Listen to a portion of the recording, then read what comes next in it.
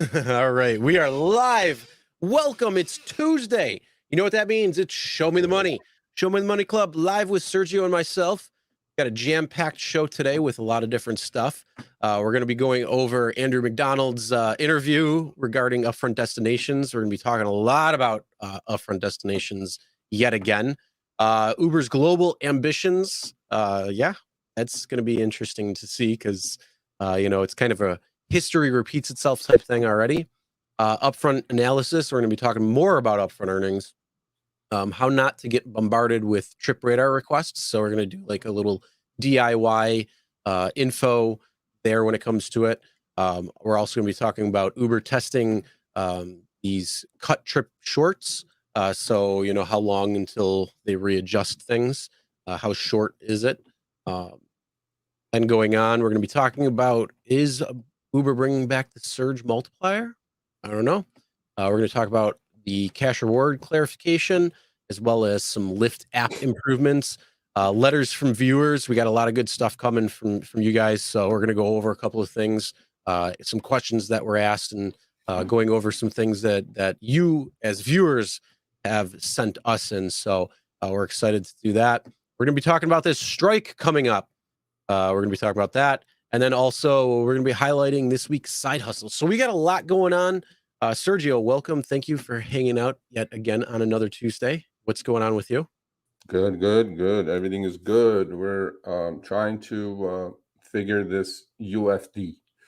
So I get emails. I respond back. Do you have UFD? And then they go, "What's UFD?" So going forward, I'm going to say UFD: upfront fares and destination, because they came together. Upfront fares and seeing the destination came together. Yes, Andrew, because Tuesdays are called terrible Tuesdays. That's why you don't drive on Tuesdays. That's why the show is on Tuesday. But before that, please, it's really helping us out. Just a thumbs up. That's all we're asking. Number one. Number two, honestly, this week was one of the most meaningful weeks of me doing this for the last 6 months now. I got so many great emails from viewers from all over this country, right? And these people have become my eyes and ears on the road, right? And what better way to see that you're reaching so many people and you're getting a response out of them. And to me, like, that's priceless. Okay, so we're creating this community that's sticking together and trying to uncover all the shady stuff that we're facing with upfront fares. So to me, there is no more blessing than keep sending me those emails, those screenshots. When you see something glitchy or screwy going on and you think it's shady, look, I am not Uber support. I cannot help you, but if I know the answer, you're definitely going to get a response back from me. Okay, and they may be delayed because I'm getting too many now, but still, I appreciate every single one of you. And please keep sending me all these things, because now we can build a case. Now, when I have one of these execs on, I go, "So look at this, sir. Look at this, sir." Like, we'll put him on a little bit of a, kangaroo court, and then say, hey, we got to fix these things, right? The only way we can fix it, guys, is to work together. And I truly appreciate it. So thank you again, bottom of my heart. Yep. And then just want to shout out everybody who's in chat. I saw somebody from Ireland, so that's awesome to see. It's got to be pretty late there for you. So at least, hey, thanks for hanging out with us, and we enjoy that. Down Also, under, we got Australia in the house. Australia is in the house. Yeah, we got look who's in the house. Also, just for everybody, we have the audio version of the podcast as well. So if you can't watch the show, we do this live on Tuesday at 6 p.m. Eastern, 3 p.m. Pacific. Obviously, for those who are in different parts of the world, like Australia and Ireland, it's going to be pretty much the same time every single week. We go live, and you guys can hang out, participate in the live chat, share your thoughts and opinions, because we do ask. But if you can't watch, you can watch the replay on YouTube, as well as all major podcasting platforms have Show Me the Money Club on there, so you can check it out. Listen to the show. All right. Thank you, everybody. So we got. Did you see who we have in the house? We got Jeff in the house. Jeff from South Carolina, the man that accepts 99% of his trips. You know that article. Hashtag cherry picker. Hashtag Formica. You know what? But We gotta get a little T-shirt with an ant on it. there you go. Another idea for the SMTMC merchandise that's about to show up. So I got a new Rideshare Guy T-shirt, but I'm not gonna wear this shit for too long. So you guys know that's coming up. But so Jeff's article got such good traction. Uh-huh. You know, a lot of people came out, and everybody, please go to the blog and read it. So Jeff's fame is he gets 46% of his trips he gets tipped on. Not think about it. Every almost one of the trips he gets tipped on. So what does this guy do? What kind of foot massages does he do? What kind of lullabies he sings to these people? I have no idea, but I have his numbers. It's in the article. So I think he does Bob Marley. Everything's gonna be all right. he's not that type. I don't think he gets high, but I think his wife will kill him. No, I'm not talking about that. I'm just saying in general. You're putting that into someone's subconscious. Yeah, I have us. Yeah, so Jeff may even grace us with his presence shortly on the blog, because he's in his own right. He's also a wonderful writer. So we may have something going on. But yeah, so this week I did a lot of spreadsheet work for you guys. I have no time in my I have so much free time that I did spreadsheet, which I'm going to ask you guys to repeat. This is not a difficult thing to do. Okay, this is not rocket science. It's just math, basic second grade math. Okay, multiplication, division, addition, subtraction. Nothing more than that. You don't even need PEMDAS for this. Okay, you just need to just do simple math. So yeah, with that said, let's I think we have that comment that hey Jeff, look what this guy is doing. Jeff, maybe you should start doing this. The comment that I sent you, the screenshot for that, the guy said he plays the podcast in the car and he's getting more. Oh yeah. You're talking about this. Here we go. Yeah. So I got this comment today on one of the videos. He goes, Sergio, I'm in Chicago. So is my guy Emmanuel. And he goes, first of all, he took on the challenge. We did that. My little student here made like $700 in 5 hours. We put that screenshot and I challenged people. This guy goes, challenge accepted. And now he goes, I'll try to find the screenshots. You know what that means? There are no screenshots. But I'm not making fun of you, buddy. So here's okay. It would be hard to do this right now because the bonuses are crap. I agree with you. The bonuses are horrible. By the way, keep up the great podcasts. I play them for my packs, Jeff, not Ryder, packs, and it makes them tip more. Here's a tip for you guys to get tipped more.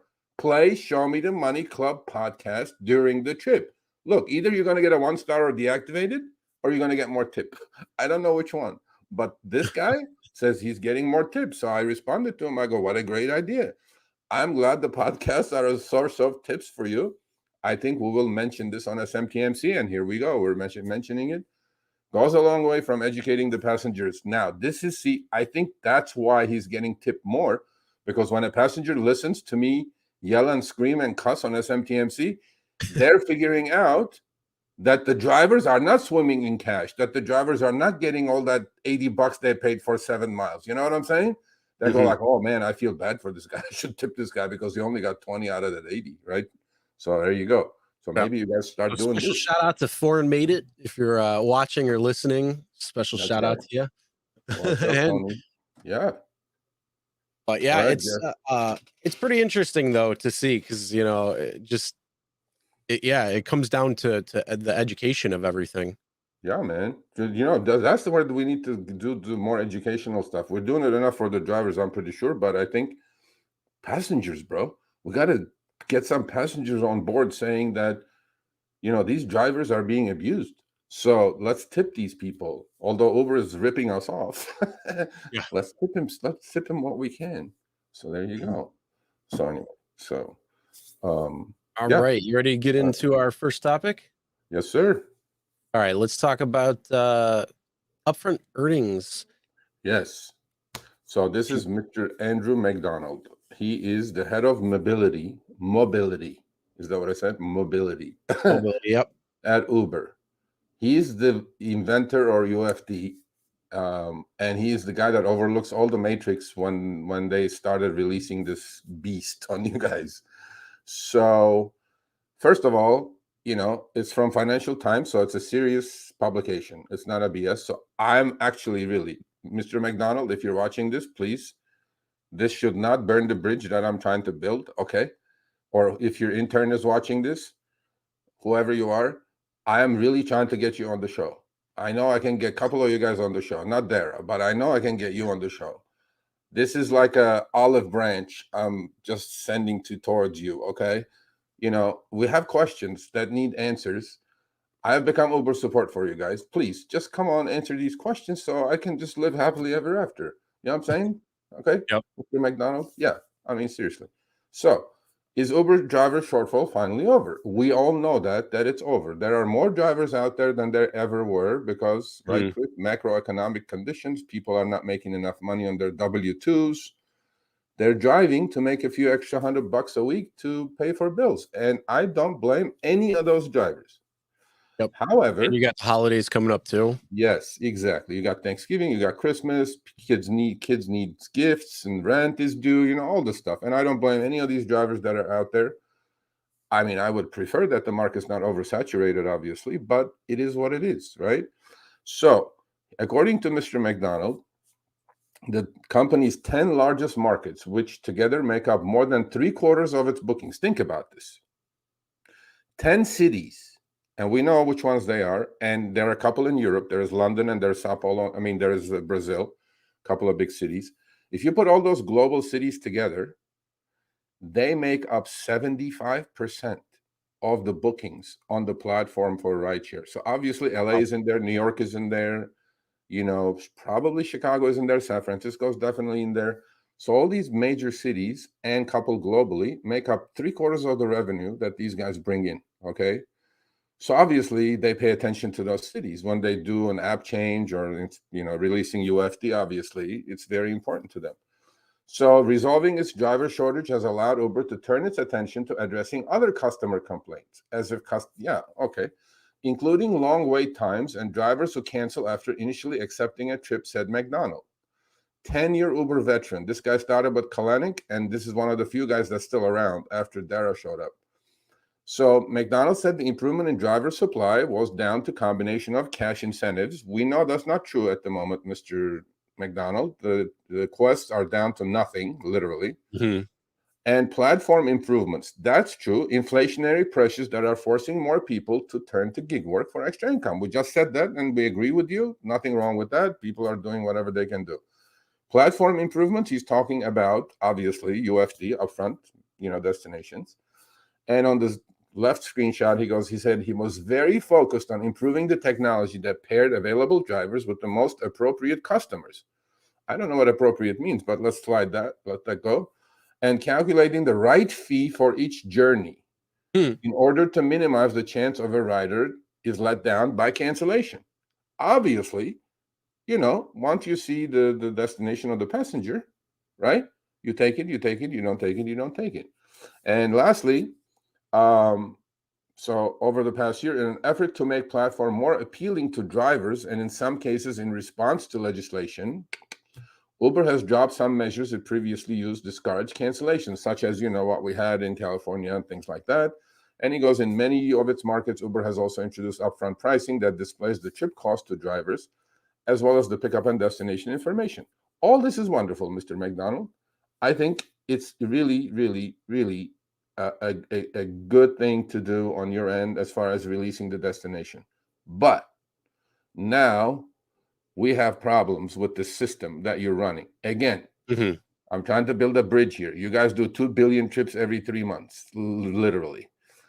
Of course, things are going to go wrong, and not everybody's app is going to function. But the pricing, I think, needs a little bit of work, Mr. McDonald. I think the algo is not learning. It's really, really not learning, because we're going to run a video. Hopefully you watch that as well. A lot of the technology that we're working on is working towards doing a better job with that. He said, ultimately, we think more transparency is better. 100% agree. and it's our job to make sure that we're pricing the trips correctly. See, this guy's saying the same thing as Dara said, right? As John Zimmer said. So pricing trips correctly is the most important thing on people's acceptance rates. So if you don't price it correctly, people are not going to take on these trips. We know there is rebalancing going on. We know long trips are paying a lot less, 20 to 30% less, actually. The ones that have dead mile returns, I think those should probably have paid more, and then maybe shorties should have paid even or maybe a little bit less because there are a lot more of those. However, according to my numbers, and this is where I'm going to ask you guys help after this screen record is run, I did run a spreadsheet and calculated each fare that came into my screen on the Uber app. So this week we're going to do UFD, upfront fares and destination on Uber. Next week we're going to tackle Lyft because Lyft is a little younger than Uber's. Lyft just brought this on when, a couple of weeks ago? Yeah, weeks ago now, I think. Yeah. So a lot of people in the country actually had UFD longer than LA, but we had it about a month now in LA. I am not liking the pricing on these things. There are three things that have already caught my eye. Okay, Chris, number one, they are bundling everything in there now. Meaning if I'm doing a surge trip, the algorithm is lowering the fare. It almost is like a bonus now, as opposed to be the true surge that was in addition to the fare. You know what I'm saying? So if I'm doing like a trip that's 10 miles and 30 minutes, and that trip would have paid me, let's say, $12 or $14 previously. But if it has a $10 surge, that trip is being priced at $6 or $7 now. So they're bundling that surge into the pricing algo, which I'm not liking, because in the old days, it used to be in addition to the fare as opposed to, a bunched up situation. So and that's what it should be, because otherwise, in my opinion, that's false advertising, because you're saying, oh, you're going to get $10 extra surge. But then when you couple it together, and let's say the ride would have normally cost $10, and you have this $10 surge, now it would be 20. But in the event of upfront earnings, it shows like $13.25 plus a $10 surge. So if you subtract that, now you're getting paid $3.25 on it. Unfortunately, that's what they're doing. They're bundling everything in. And the boost, like Boost Plus zones that you guys have mostly, and then Surge. Look, Surge is a veteran driver's gift. Okay, they know what they're doing in their city.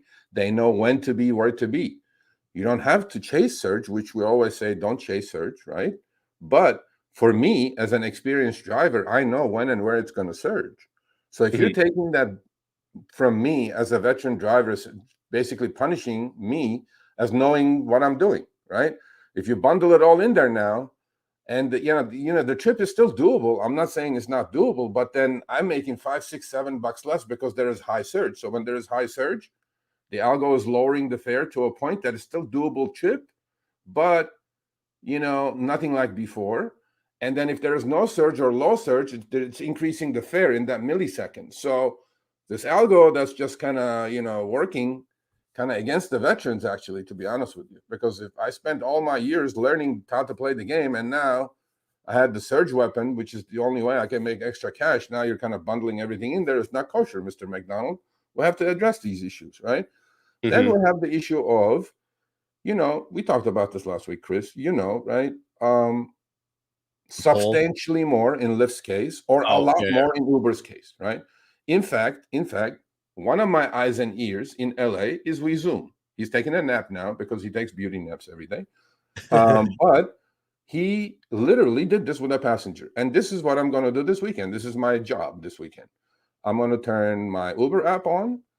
If a reasonably decent passenger gets in the car, I'm going to tell him, okay, can I end this ride a mile short, just to see if they're lowering your fare, right, what you're paying. And I'm still going to take them where they're going. But that mile, I want to just start with 1 mile. If 1 mile, there is no adjustment, then that means a lot is more than 1 mile, right? So I would say start lower than that by going, if you go down a street, go at the corner of that street that you turn on. Right. Okay. And then, if let's say it's 500 feet, 1,000 feet, whatever it might be, at least at that point, because this goes back to what happened when we were looking at that screenshot for the airport, where they dropped them off at the correct terminal, Yeah. or at least that's what it was said, but they still lowered it by what, 27 There's- cents or something like that. something like So that. Yeah. I would So say start even closer to see where that is, okay, because a I'll mile start is with half. just, I'll start with half a mile, and then I'll go to a mile to just find out what the threshold is for lowering the fare. Then I'm going to have some cash in my pocket. I'm going to offer the passenger. I'm going to give him my card. I'm working on a research project. I'm going to say, can I extend this trip by a half a mile to see if the Uber algo is going to adjust upwards? So if they adjust mine by a couple of bucks and adjust the passengers by $5, I'm going to give him $5 cash, so you're not losing anything out of your pocket, because I really want to understand this language of substantial, a lot. I don't know what that is, because you guys are not telling us, Mr. McDonald. I'm being very serious up front with you now, because if you had come up, okay, the past quarter mile, we're going to adjust, whatever, right? But please clarify this. This is becoming a headache to me, because I get like 100 emails a week saying they're not adjusting. yeah. But Same guess thing what? with time too. So if it's the same pickup and drop off, but the time, because there's, whatever's going on, you still are burning gas there. You're still experiencing expenses. You just might not be actually moving. And so, like, we have a big winter storm that's coming up over the next couple of days. Big lake effect snow that they're saying 1 to 2 feet. I'm not happy about that, but it is what it is. And when you're traveling at a much lower speed, or if there's an accident or something and you're stuck and you have to wait until you can kind of clear around, or some sort of detour or something like that. And again, this language that they're using, a lot, significant, that means nothing to me when it comes to being more transparent. That's less transparent. That's more foggy. That's problems creating, because again, I'm not somebody who's going to drive for free. Yeah.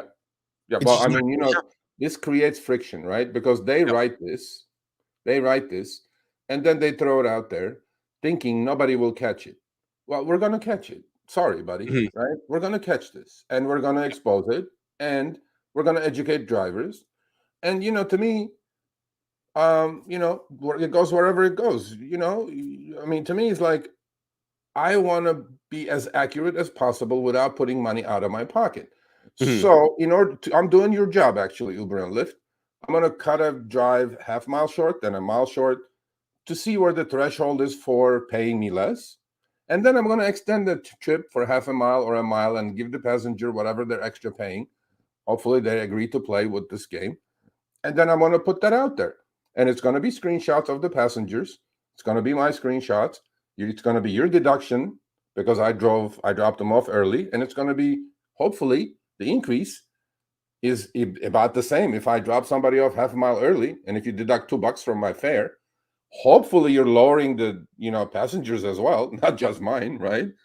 And on the other hand, if I extend the trip, if you're going to pay me another couple of bucks and you charge more to the passenger, which you should, I just want to find that threshold. I want to clarify this a lot and significant. Okay. Yeah. Oh yeah, I hear you there. And then the other thing too, if you take note, again, time, if you get stuck in traffic or something, and this is for anybody, if you get stuck in traffic and it's a significant extra, but it's still the same pickup and drop off where you have upfront earnings, and even on upfront pay for Lyft, try to do this, and then email us and let us know. So if you have that where there was a significant slowdown or detour or something like that, again, I'm using their lingo, significant. In your opinion, what do you think that is? And did they adjust it? Did they change it? Did they add to it? Did they take away? What happened? Let us know. Because that's a huge thing. Yeah, Kyle, my buddy in LA, one of my eyes and ears. I have like tons of eyes and ears. So he played the game. So he was with a very nice lady in the car, reasonably longish kind of trip, and he talked to the lady, and the lady said, sure. But he said, of course, I'm still going to take you where you're going. I just want to test something. And the lady agreed. And he agreed to trip exactly 1 mile short of where it was supposed to end, right? And he got a down adjustment, okay? And we're going to show the screenshots. He got a down adjustment, lower adjustment. But guess what? The passenger also got a lowered adjustment. They lowered her fare. Remember when Tony and Lisa were on, we said, oh, that 35 cents, they never paid it back to the passenger? They did. They lowered her fare. Wow.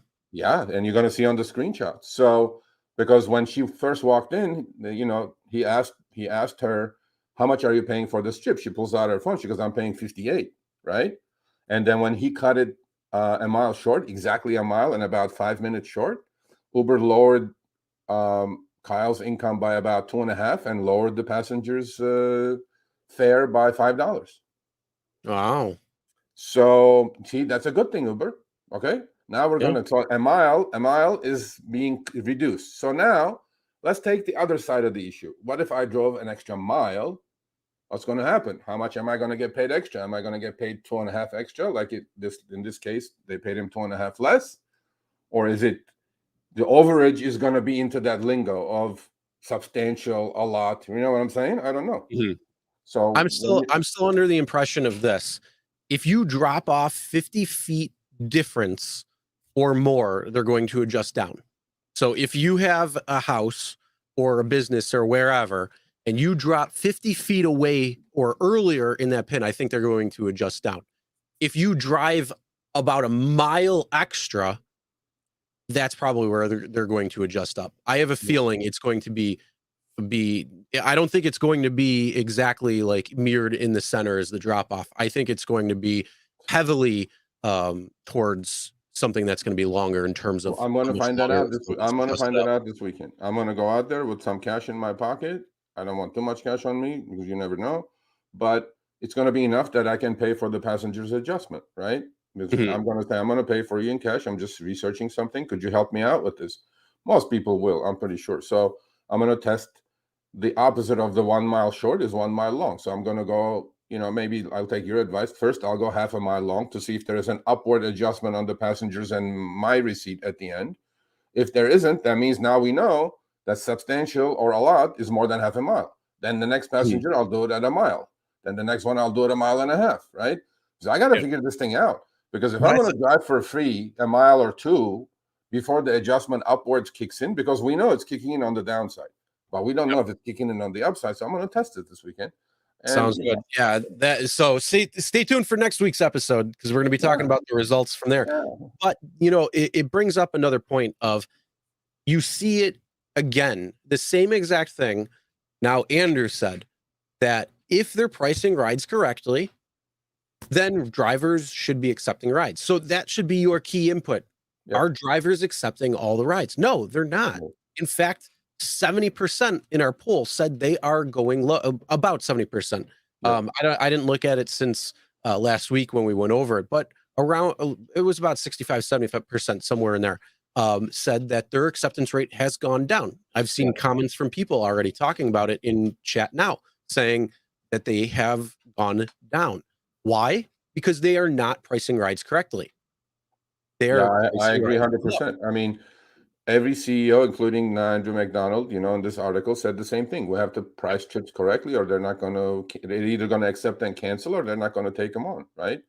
But to me, and like, look at this comment. It says Rising Star 2044. I can tell, I've been tracking 2 weeks, that anything under 2.5 miles or 10 minutes and you get no adjustment, like, that's a lot, bro. That's a lot for me to drive for free. Are you sure about that, Rising Star? Because we don't take stuff here willy-nilly, bro. Well, here you go. That, I think, should be a baseline test right there. 2.5? So go 2.5 miles, 10 minutes. That's bullshit. I mean, something like that, I think, should be, and that would be, if that is the actual thing. If that's okay, well, I'm gonna, you know what? I believe myself. I'm gonna test myself. I'm gonna have some hopefully nice passengers. It's not gonna be one and done, obviously. I have to, without getting a 1-star and getting deactivated, I have to do this. I have to find a nice person that's willing to play the game, So, and that actually, is the title for today's show, though. Is upfront earnings really actually revenue neutral for Lyft and Uber drivers? And we're gonna see now. We want to know. We want to know from you, your thoughts and your opinions. But the thing is, we can't just look at one of your screenshots saying, "Hey, look at what they offer me." No, it's got to be, over a substantial amount. We got to see all of them. Hundreds. Because look, anything I do here, or Chris does, or you guys do for us and send me screenshots, this is going to be Uber's and Lyft's rebuttal. They're going to say, not enough data. All right. take it with what it is. However, they do 2 billion trips. I cannot figure out 2 billion trips. Okay. And so when Uber says it's revenue neutral, they're looking at that 2 billion trips. Now, in Chicago, some people may be making more. In LA, some people are making less. But when they put it all in the pot, right, it comes out revenue neutral. Well, you know what? Everybody has their own business. Remember, Mr. Khosrowshahi, when we interviewed you, because we have our own small business. I only care about me. I mean, I care about all the other drivers who are going through what I'm going through, right? Mm-hmm. But if it's a cut for me, that means it's a cut for a lot of other people. And the fact, the fact is going to be, like Andrew McDonald said, 10 cities are 75% of Uber revenue, right? Mm-hmm. So whatever's happening in those 10 cities is going to rule, because the 25% is not going to even out that scale. You know what I'm saying? So if in those 10 cities, if it's a cut, UFD is a cut, it's a cut. If it's a duck, it's a duck. If it walks like a duck, quacks like a duck, it's a duck. So I'm like, I'm going to find this out. And you know what? So Mr. McDonald, please, let's create the bridge, olive branch, no more, bad stuff. So, come on and explain this, right? Because to me, it's like, we don't really actually have to do this, but we're doing it because you guys are not clear enough. When you say substantial, a lot, I don't know what that means. Just put it in miles. Because if your GPS system is good enough to figure out that I stopped the ride a mile short, you should be good enough to figure out and pay me more because I went a mile longer. How difficult is that? So here comes. This is my day driving around. I'm online on both apps. There's the first one. Okay. So this is an actual ping. There's going to be some also that are going to be trip radar, right? So what do? I did a spreadsheet. I think, okay, I know in my city of LA, my base, this is a base trip, okay, at 5:21 p.m. My base fares in LA are 60 cents a mile and 21 cents a minute, all right? So we're not looking at these trip by trip saying this is a doable trip, this is not a doable trip. For me, obviously, this is not a doable trip. It's 37 minutes and close to 16 miles for $12. Not a chance on the planet I will do this trip. However, what I wanted to find out is if I took the 28 minutes and multiplied it times 21 cents a minute, which is the time part of the calculation, and took 11.39 miles and multiplied it times 60 cents a mile, which is my rate before UFD, before upfront pricing, I would come up with a number. 11.39 or 13.39? 13.39. Okay. So I took 13.39 times 60 cents plus 28 minutes times 21 cents, okay? Added them up. Now, before I added them up, what I did was this 1266 people includes the 55-cent fuel surcharge, okay? So first what I did was I deduct, when I created my formula for the answer, is 1266 minus 55, whatever the trip is, because that's going to go away in a month or two. It's not going to be there. So to make true apples to apples or oranges to oranges comparison, right? I deducted 55. So this trip would have been 1211, right? After the fuel surcharge is gone. And I figured it all out, added it all up. Guess what this trip would have paid before UFD, Chris? It would have paid $13.91. Do you have the percentage difference between the two? Let's say $1.20, so about 10%. There you go. Okay. So I'm just going to give you guys the dollar number. Here comes that's the first thing, right? I'm going to lower that volume a little bit so people don't. If people are in their thing right now, they're in their house saying like, "Oh, I got a ping. They're in their living room. They go, "My phone is on." So for those who are listening right now and not watching, hold on. Let me clarify. For those who are actually listening right now, again, this is a video that we're playing. So this is Sergio's screenshots over a few minute period. If you're driving, just please pay attention and know you're not getting a ping. This is my ping. Lower your volume. Lower the video.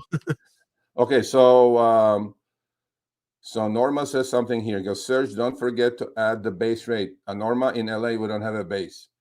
We have 60 cents a mile and 21 cents a minute on UberX. These are all UberX. Okay.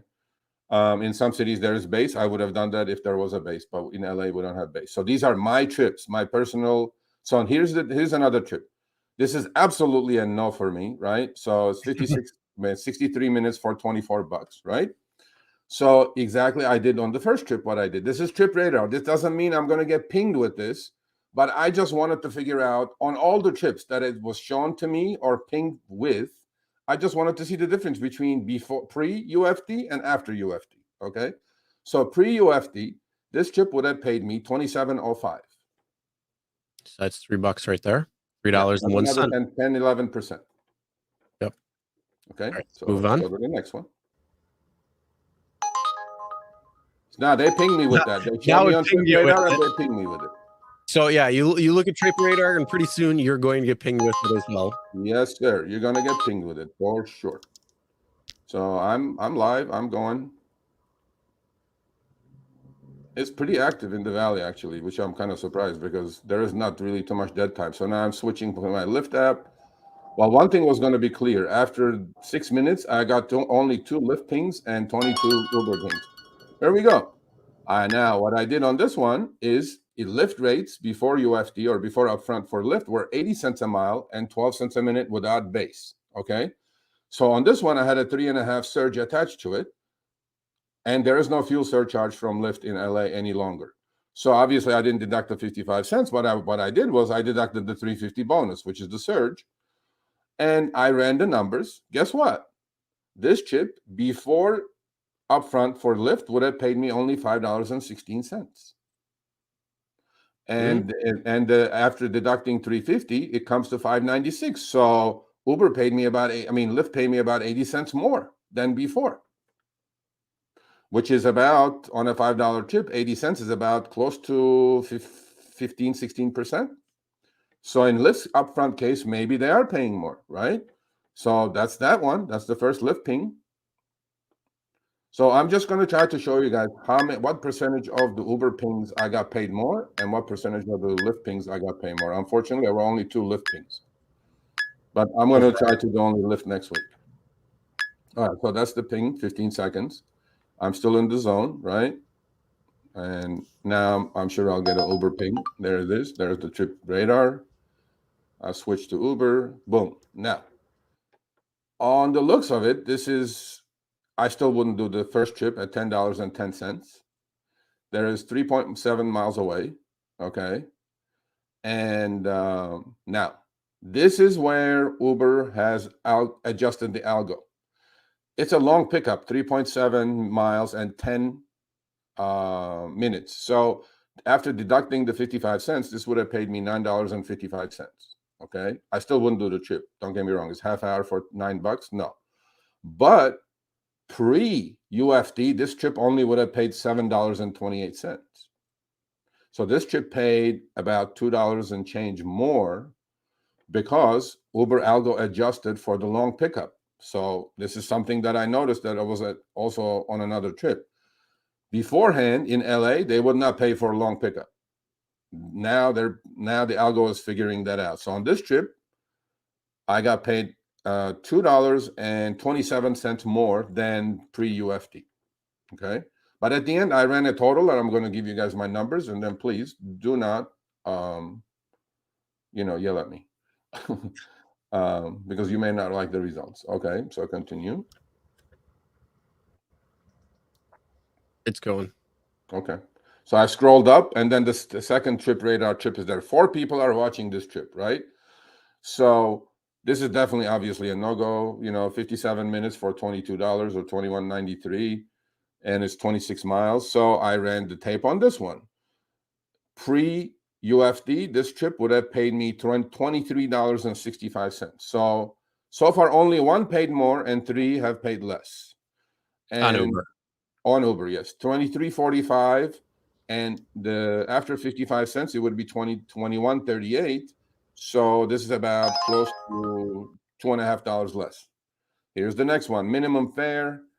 3.6 miles away, 2.64 miles for the trip. This trip would have paid me before 50. This also has the 55 cents in there. Without the 55 cents, is $3.49. Uber's minimum fare in LA is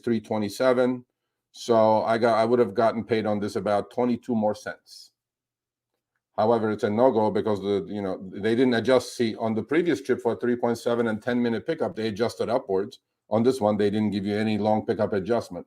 Who would do this trip? 20 minutes of your life for $4. Seriously, people, who would do it? Okay, let's not go. Yeah. So everybody's checking their phones right now. Checking their phones. My phone is on. Well, there comes Lyft. So we forgot about that 404. Here's the Lyft trip. This is basically the same exact trip, length and duration-wise. The other one was 4.5 miles and 13 minutes. This is 4.4 miles and 13 minutes. After deducting, Lyft would have paid me, guess what, Chris? $508 pre-UFD, okay?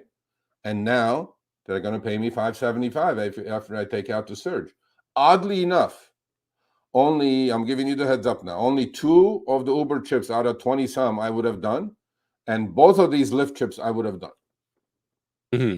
Okay, I would have done the 925 and the 950. Both of them I would have done. So far, 2 Lyft trips, both paid more on short trips, which what Lyft said they will, and it's true to the word. You know, this is a good little breakdown though of everything. It just shows you some are actually higher, and it's the whole rate rebalancing. But again, what's that little point? What's that little teeter point where it's like, okay, you're getting paid a little more, and then when are you getting paid less? So on this trip, I'm just going to go through the numbers. After the fuel surcharge, it would have paid me $769. Pre-UFD, it would pay me $875. So I'm getting about $1.07 less on this trip.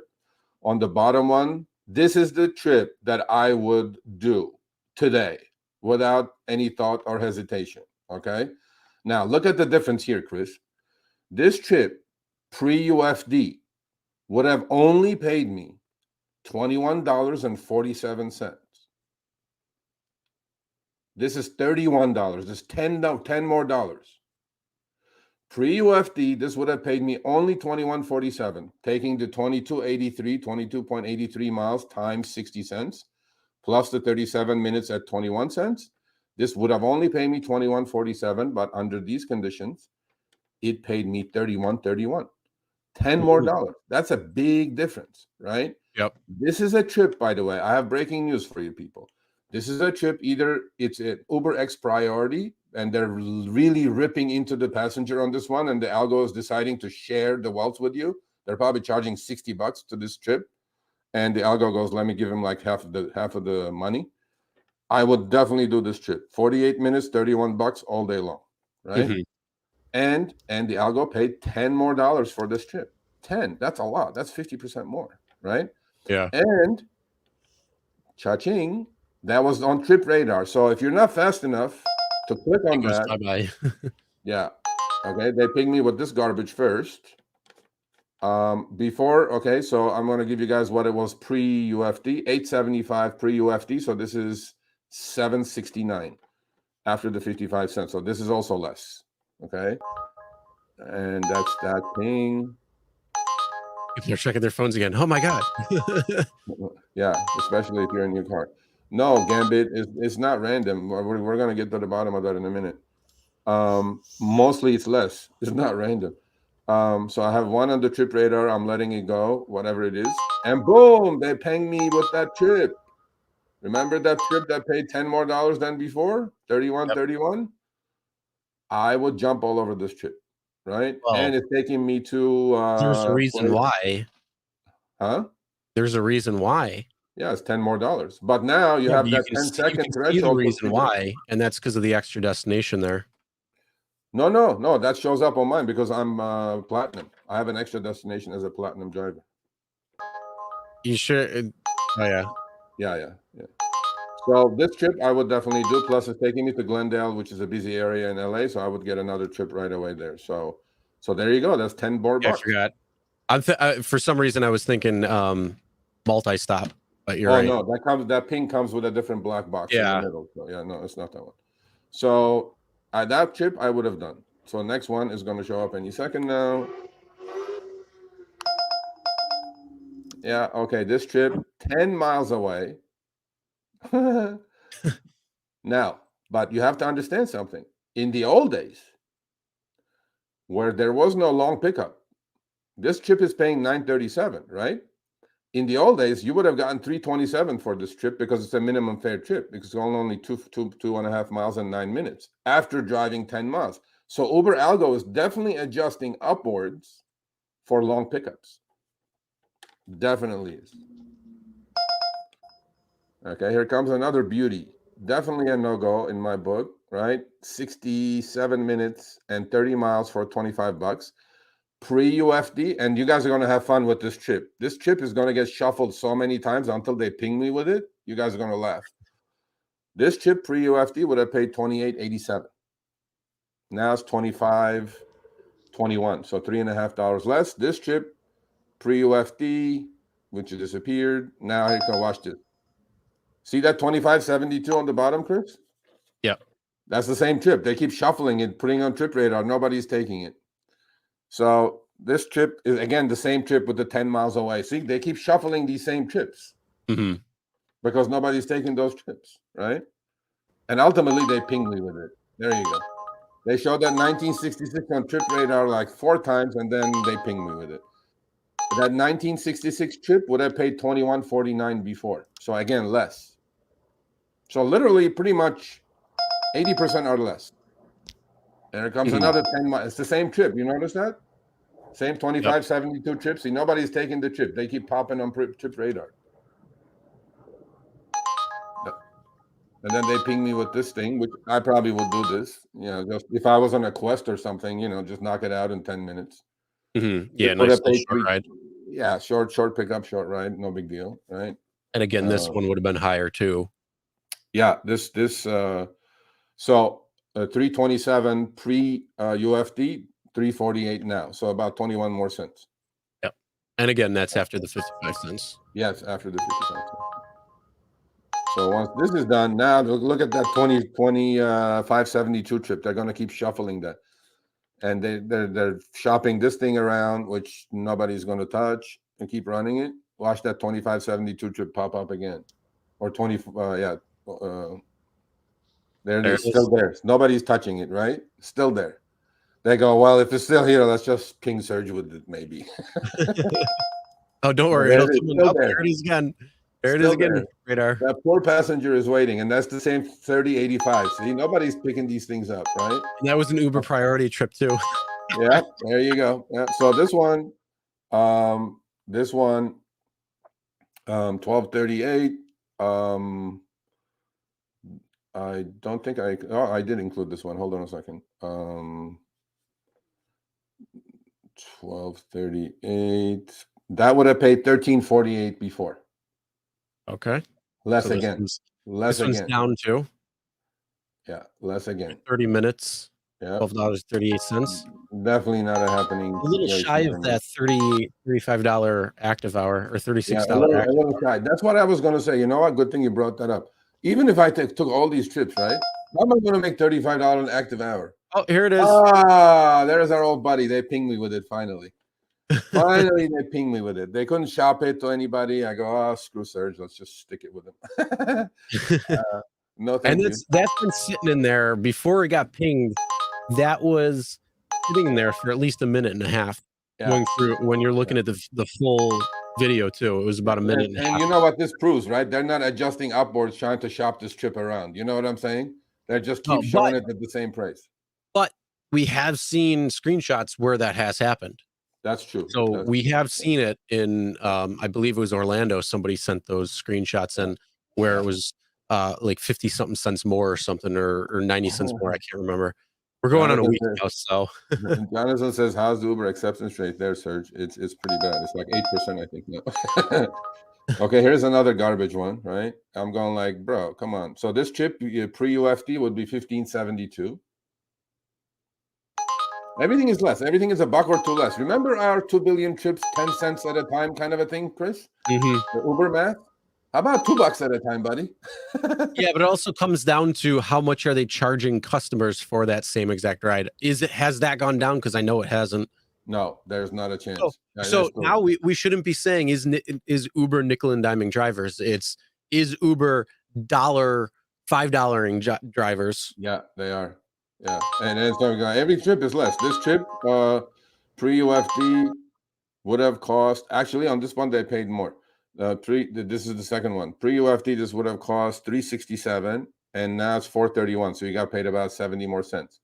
But all those $2, $2, $2 that you're getting paid less, how many of these you have to do for it to be neutral, right? Revenue neutral. You know what I'm saying? Not going to catch up. So if it wasn't for that one single trip that paid you 10 more bucks, right? It wouldn't be revenue neutral. This is the next trip that I would jump on in a heartbeat. Okay. I would definitely do this trip. This trip, here comes another beauty. This Did you trip, need that? are you ready? No, I was Trip Radar, but I did it. You know what that trip would have paid pre-UFD? 21.56. That showed up at 34.91. So there were two gifts in there. Yeah, that one right there. Which one? The 34.91. Okay. That would have been 21.56 pre-UFD. Yep. 35. 13 more dollars. So there were two. See, now this is another thing. Jeff, are you here, Jeff? This is why you cherry pick, Jeff. In those 6 minutes, I had two occasions to make 10 more bucks than before, and I would have jumped on both of these. Okay. One trip, 35 bucks. Let's say it's an hour. I'm happy with that. The rest, no thank you. Garbage. Look at this one on the bottom. Look at this. I mean, how does this make sense, right? The one on the bottom is 85 minutes and 39, close to 40 miles, and pays less than the one up top, which is 10 less miles and close to half the time, right? That's because Uber charged that passenger 70 bucks or 68 bucks or 65 bucks, and the algo says, yeah, let's share the wealth with Sir, 34.91.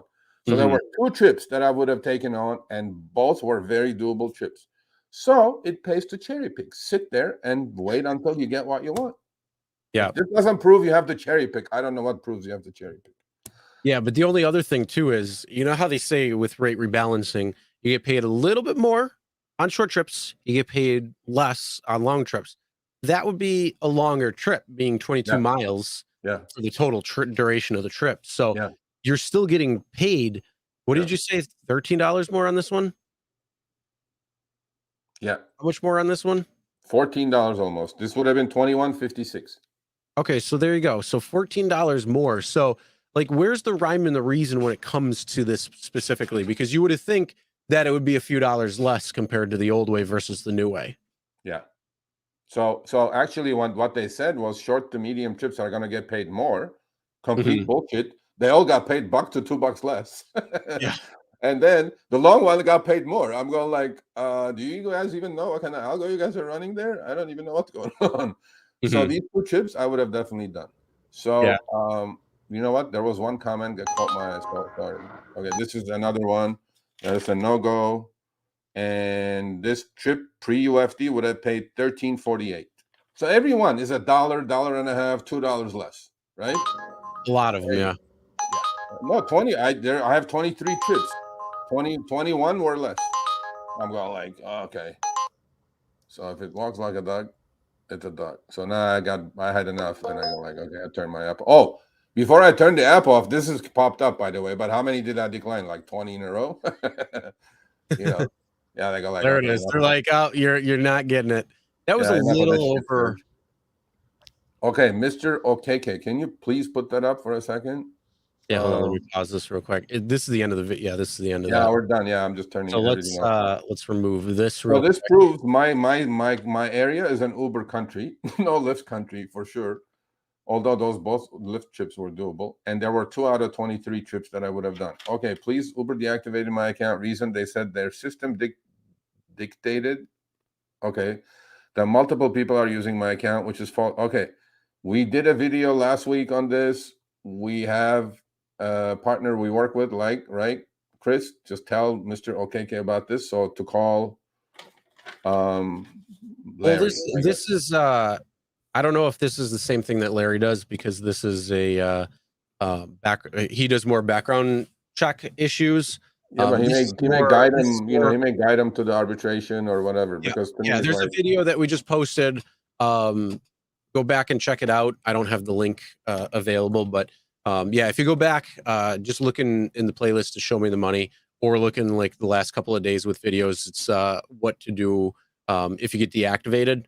And that's coming from Larry himself, who's a lawyer, and talking about that situation. He himself does more like false background checks, problems with backgrounds, things like that. But he talks about some very good golden nuggets in there in the event, like false accusations like this, or things like this where you get deactivated because of some issue like that. So this is something where you would likely want to go to arbitration, file arbitration, and go that route. So yeah, that's something you can definitely look. But yeah, check out that video, and if anybody's watching, if they know that video right there, let us know. Yeah. Well, so you guys want to hear the results? Okay. Under the assumption that I took all the trip radar trips and all the pings and added them all up, what I would have made pre-UFD and with UFD. Now, do not get mad at this. Because of those 2 trips that paid 14 or 15 and 12 more dollars, after UFD, after UFD, including deducting the 55 cents, I would have made on 22 pings, I would have made $278.30. Pre-UFD with those, deducting again the 55-cent trip, I would have made $269.80. Not only the revenue neutral, revenue positive. Oh, all right. But here's the thing. This is hold on. No, Let me hold on. I'm gonna shoot this right in the foot right now. Okay. I'm gonna play devil's advocate because right here you can't do that. No, I didn't hit it. But hold on. What I also did is I took all the actual pings, forget trip radar, right? Compared it. Let's say I did all those trips. I know I'm going to end up somewhere else. The next trip is not going to be that one. I understand that. But if I took all the pings and added them all up, that's not in their revenue neutral, sir. Before UFD would have been 160.95, and after UFD it'd be 155.36, 3.5% less. Not revenue neutral. So if you guys can do this in your own city with your own base rates, hopefully you know what your base rates were in your city before UFD showed up. No surge, no base, just these trips, the regular trips that you do. All you have to do is go to your earnings, weekly earnings. The miles and minutes are there. Create a spreadsheet. On one side, put the UFD price. On the other side, put the miles and minutes and multiply it by your city's base fares. And you're going to have 2 columns. One column is going to be more than the other, and send me the spreadsheet. I'll be happy to look at it and verify it and put it on SMTMC. Yep. So now here's the thing. The reason why you can't take a 5-minute chunk and just let it roll is because if you want to find out if it's truly revenue neutral out of this short little test, honestly, to me, it's not going to be not at all. I agree with you 100%. I agree with you 100%. Figuring out prices, but here's what it comes down to: is what are the trips that you're actually taking? Absolutely. And then you could figure it out that way to find out. Because again, 100%. As you're going all over the place and the time that's going, that's where you could find out whether it's 1,000,000% you're correct, sir. You're 1,000,000% correct. What I would have done if I was that day actually in those 6 minutes would have accepted any of these trips, I would have tried to whack-em all that fucking trip that showed up for like $14 more than before, which most likely I wouldn't have gotten it. But to Uber's generosity, they actually showed me the trip radar and pinged me with the other one that paid $11 more, right? I would have done that trip for sure. Yeah. And I would have ended up in a decent part of the city. I know where that is. And there are a million trips happening there. And there, I probably would have done another shorty or whatever from there. And that would have been close to $40 an hour. All right. So I got 2 more tests for you. I got 2 tests for you. First test, cherry pick the hell out of it. Yes. And then how much are you going to make? And then what's the difference between now versus then in terms of rates and how much you make? And then the second test is accept everything and see how much you make from what it would be from old to new. And then but you got to go out around the same time when things are around the same and see how many rides you take versus cherry picking versus accepting everything, where you go, how many miles you take, drive. Put all of that together and give me all that data. and then let's see. I know that's it's just one test back to back, but that's something that could be pretty interesting as well Yeah, too. no, I can do that. I can like do one weekend. You do 30 trips, accept everything, which is easy. You accept everything. You just figure out everything, and then next week you just sit, and cherry pick the shit out of it, and then let's see where Yeah, you but end up. don't go on per ride. Go on time. Yeah, yeah. No, So if it's you easy go to out do. for 5 hours, if you go out for 5 hours, go out for 5 hours, do your testing, accept everything for one day for 5 hours. Then the next day or the next time that you go out that you're going out for 5 hours, that's when you cherry pick. So how many rides are you making in the hourly time frames that you're out there? Because that's going to give you a better thing. Because the whole thing is it's work smarter, not harder. Yeah. And I would But think, but look, if I accept everything for 5 hours and one of the trips takes me 100 miles away, it's going to take me 100 miles away, right? So, and that's the whole thing. That's in 5 hours. If you do that within 5 hours, now you're only two trips, 3 trips. yeah, because then you can absolutely, you can apply all your profitability matrix, right? How many miles you drove, active hours, online hours, all this stuff. You can The all only figure thing this out. that would be an outlier, and I would say, well, we should probably retest that. Yeah. Just to say, Yeah. Chewy says, "Is there a cherry picking video?" Yeah, do what you want. Do what makes sense to you in terms of what rides you think are going to be worth it or not, based on your situation, and then don't accept the rides that you think aren't worth your time.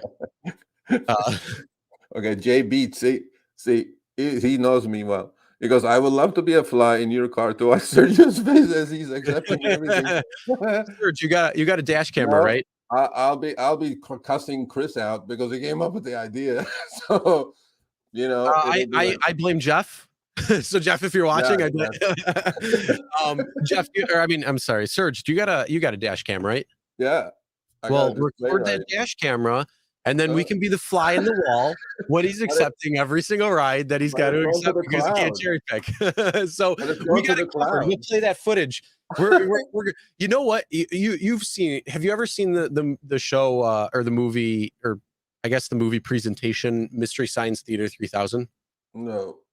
Oh, it's basically like a guy and these two robot things that are watching like these dog shit movies, these science fiction movies from like the 50s, the 60s. They're absolutely horrible movies, but they just sit there and they make fun of them.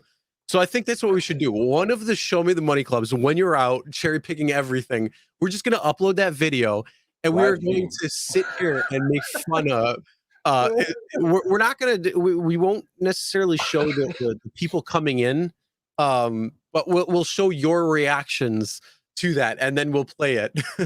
I did that one article one time, like a year before the pandemic hit, and I did this test, because which one is better, cherry picking or accepting everything? I accepted 30. It literally almost gave me a stroke. I was like, I can't accept this trip. I mean, like your brain and your whole being for 7 years has done nothing but cherry pick, and then I'm like, without even looking, I'm like this. Because if I look at it, there is not a chance I can accept this. Yeah. Or here's the other way. The other thing too. If you do, let's say you do 30 rides and you accept everything, then give me the total time that it took you to be able to do that. So I want to know how long it took you to do 30 rides accepting everything versus 30 rides cherry pick. Oh, it'll be fast because I'll be like nonstop. Active, probably 98% utilization rate or 95% utilization rate, right? Because it'll be ping after ping.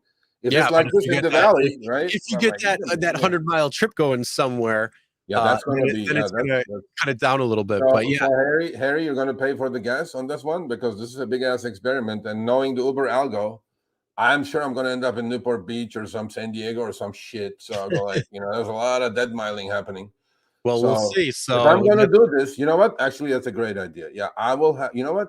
I will run the display ride, and wait a minute. Uber, I don't know. Is it in LA? The new safety measures.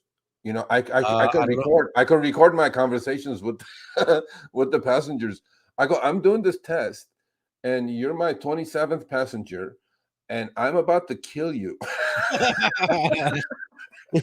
because Chris, brilliant partner of mine, Chris, came up with this idea to accept 30. How about this? Okay, I have a return. I call your, your bluff. How about you do the same in Buffalo? Okay. All right. I'm not going to do it this week Okay. because there's a snowstorm coming and I'm going to have to Okay. get new tires soon. Okay. So I'm not doing it this week, but once and the only thing too is Thanksgiving. No. I'm just saying like around Thanksgiving time. Okay. Okay. Like All right. the day of. But Okay. other than that, yeah, oh sure, I'll do it. I'll go out. We'll do it where I'll accept everything, and then we'll All right. do So not accept. after Thanksgiving, we're doing this. You're taking 30, cherry picking 30. I'm taking 30, cherry picking 30. Okay. Deal? And do you want to do them on the same days? So like week Oh, you know one. what? This experiment has to end in one fucking day because I cannot handle this any other way. I'm Oh, gonna there's do no effing way I'm going to be able to go out for 60 rides in a day. oh, that's true. Yeah. Okay, so let's do this. We do Okay, we'll pick a day, and we'll do the same. Start at the same time, end at the same time, and we'll do 2 consecutive weekdays, let's say, or weekend days, whatever you want to do. 5 hours on a Wednesday, 5 hours on next Wednesday, so we kind of have the same kind of stuff happening. Okay. All right, we could do that.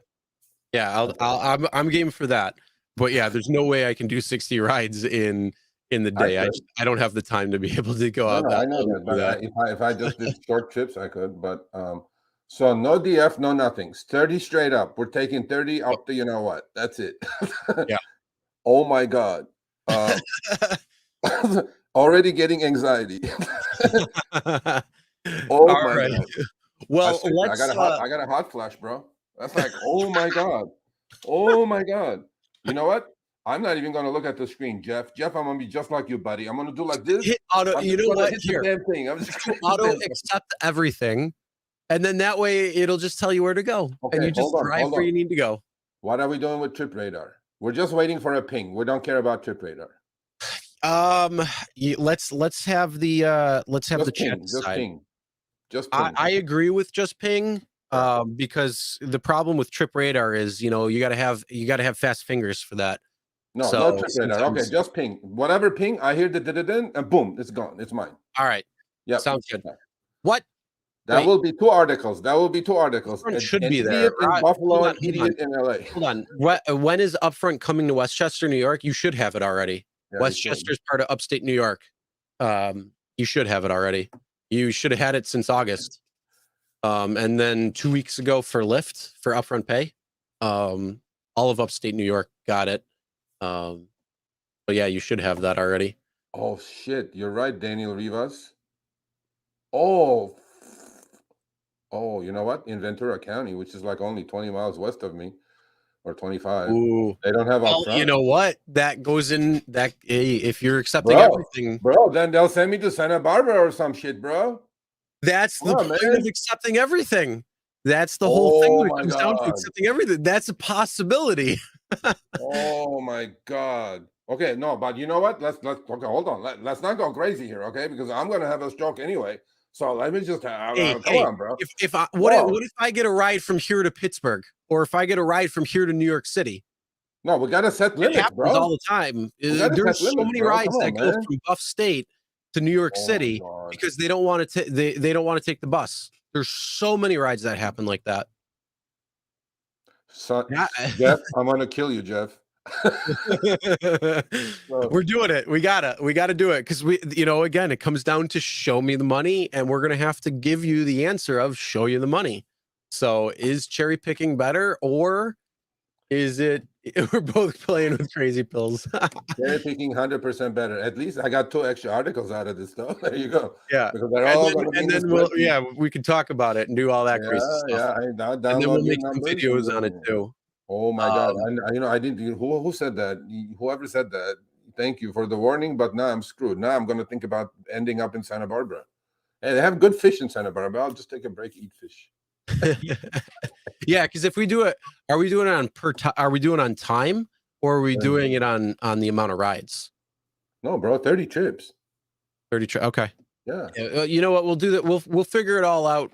Off stream. We'll figure it out. So Yeah, let's yeah. We have move to, on. and then We're you know already what? an hour and 10 minutes in. Let's do this. Let's announce this the rules of engagement next week. How about that? Okay. All right. Yeah. So make sure you stick around for next week's episode. Not only are we talking about what we've talked about already coming up for next week, but we're adding this to it as well too. So what are the rules for the game? So all right, let's move good. on to our So next. hold on 1 second. It says 30 rides is too many. No, 30 rides is not too many because 30 rides in LA is like nothing. Yeah, It's but 1 30 day's rides work. in Buffalo. And then is Mr. a Gambit little says bit the different. most important thing: both of you will end up at the shrink's office. Yeah, Harry's gonna pay for that because I last time I picked 30. I don't know how many. Yeah, I hold don't on think I've ever- too. The other question is this on Uber only, Lyft only, or Uber and Lyft? Uber. Okay, so Uber only. Okay. I no, because you know why? Because pings are so plentiful that it's like there are more pings on Uber. Well, If I do again, Lyft, you're speaking LA. This is not Buffalo. Is not LA. It's a different market. are you a Lyft market? Huh? Are you a Lyft market? No, primarily Uber. For the if you look at, I would take about Okay, 4 let's to do this. 5 rides of Depending Uber how this versus Lyft. ridiculously stupid experiment goes, we'll maybe at the New Year's we'll do Lyft. How about that? We'll see. 30 in a row Lyft. Oh my God. All right. Well, let's move on to the next video. Because again, we're already so far and we have a lot of more topics to cover. Right, so okay, people, this is serious stuff. From the first day on, watch this video, short video, and I'm going to explain it to you. My app is on. Again, this is a video for those who are listening. Yes, please. Okay, finding trips, now I'm at home, sitting in my backyard, so the ping is going to come, but whenever. There, this showed up. I'm not even paying attention. I'm not going to take it anyway. So then I'm going to turn my app off, right? So, okay, stop right here for a second. No, not that one, right before this. Oh, actually, okay, stop right there. The frame before. I got platinum by doing food delivery, son. To get that cash, $600. Definitely not right there. Okay, yeah. So we all know the Uber. Everybody's Uber ping screen looks the same. Okay, the 3 lines on the lower right-hand corner. Now, this has been my go-to from the first day I started to drive. When I accept a trip, before the passenger even gets in the car, on my way to pickup, I will click the 3 lines on the lower right-hand corner, which will give me the next screen, which it will say no more new requests. Okay, this screen. It will not say go offline. It will say stop new requests. Please, if everybody did this, we would be in such a better place with these guys. Okay, and why? Why do I do this on every single trip? Now, be careful if you're on a streak or if you're on a CRB, consecutive ride bonus. Don't do it because you'll forget and your CRB will burn and you'll cuss me out. So don't do that. Now, I'm autopilot. I do it. The reason I do it is 1, Uber algorithm. If you're driving with the app on and you did not push no more new requests, is seeing you, even with a passenger in the car, as an available car on their system. If your new requests are off, the Uber algo does not see you as available because you're going offline after the trip. Number 1.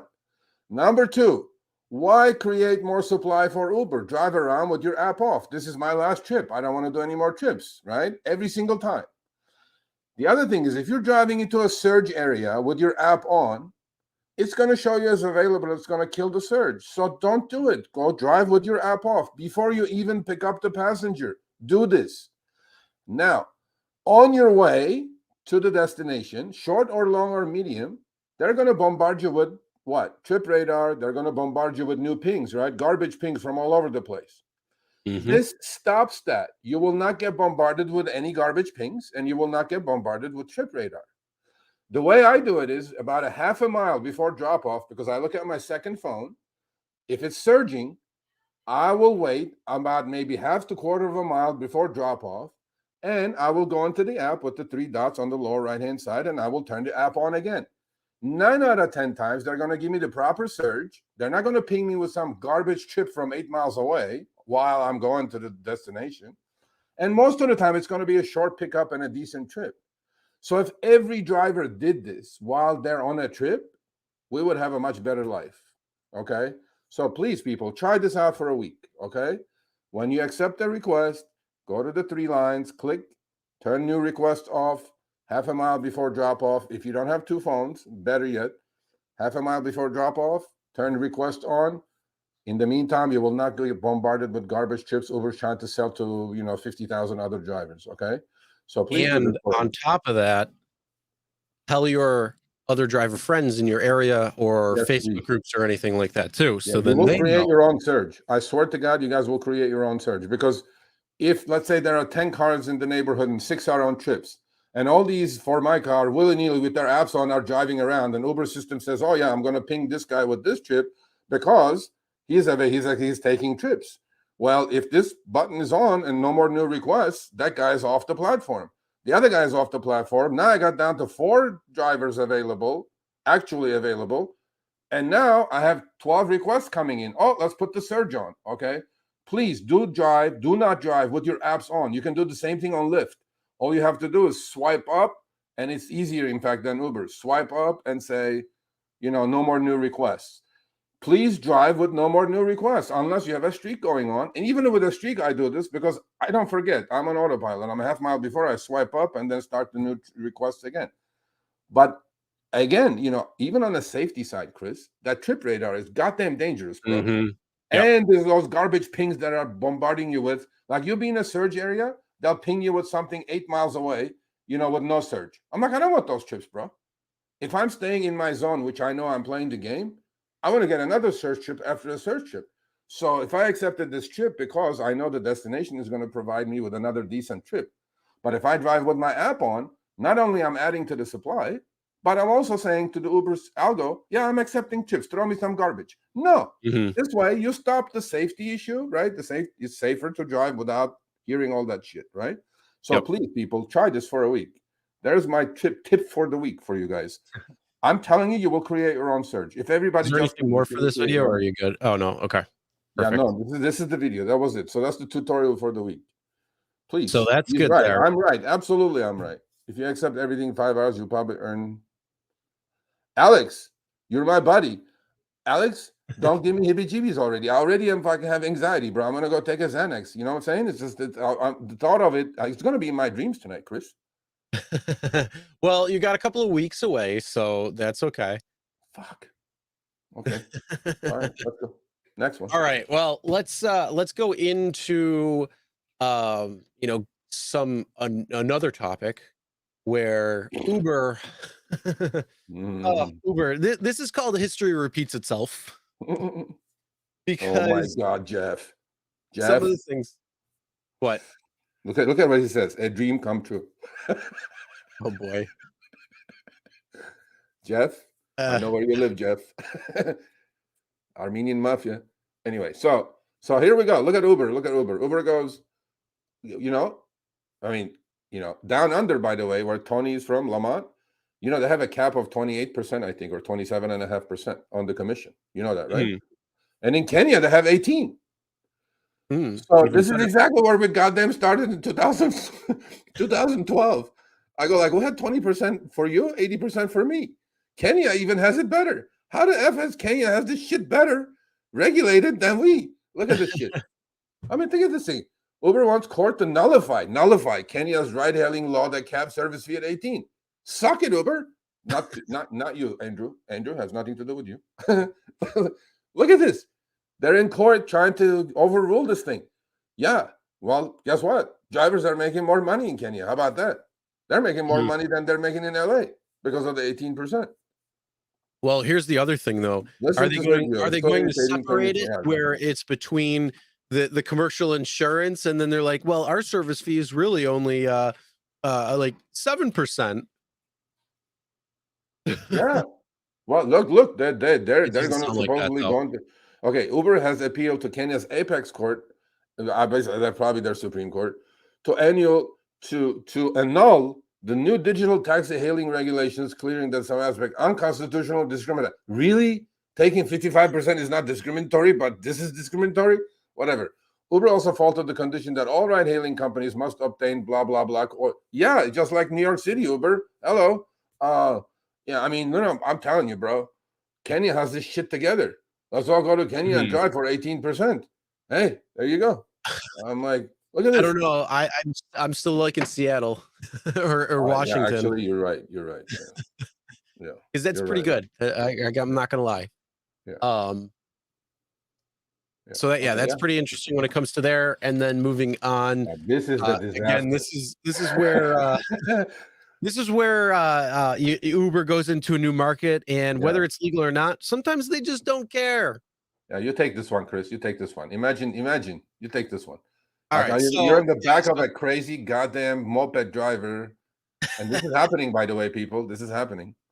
So I'm yeah, like, so wow. motorcycle taxis aren't exactly legal in Latin America, and Uber isn't waiting for the green light. No, why So would they? the Uber Moto and Pickup, whatever, I don't know. The region's two largest ride-hailing service operate in gray legal areas, as they've operated pretty much everywhere in gray legal areas, and that hasn't stopped their growth. On the backs of motorcycle taxis in parts of Latin America, users describe clinging to a complete stranger through some of the world's most traffic-riddled streets. They recount how drivers arrive without the helmet they're supposed to offer all riders and dangle from the back of a bike while clutching the driver's oversized backpack. Can you imagine this? Oof, that would be rough. You know what? Here's the thing. No is my answer. Just period. No, because This is you no go to joke. other This is parts of the real. world. Well, if you go to other parts of the world, their driving laws are completely different than what you and I might be used to, and they can There just are go no in the middle of laws. traffic, swerve in and out. People will tap you, and you just keep going on, and you just, hey, cool, not for me. But you know what? What you just said is there are no laws. Yeah. It's the jungle, right? But this is in And Mexico. This is happening in Mexico, right but here. here's the fun part of that whole thing Imagine is the lawsuits and this shit. ugh, some of them could be, but not for me. Yeah, but you I, know, I, I like ride you get a shift, huge dude. I was discount. thinking the exact same thing. Can I get a female driver? Oh, there you go. See, and But or you know, huge discount. Uber X, $30. Uber Moped, $3. There you go. You could die. You could die, but well, you could die in an and Uber X. So here's the fun thing in the TOS they say no fault there's no of TOS for injury you. or death, so you can't sue us in that effect. Imagine that. Imagine that TOS. Oh my God, no, nope.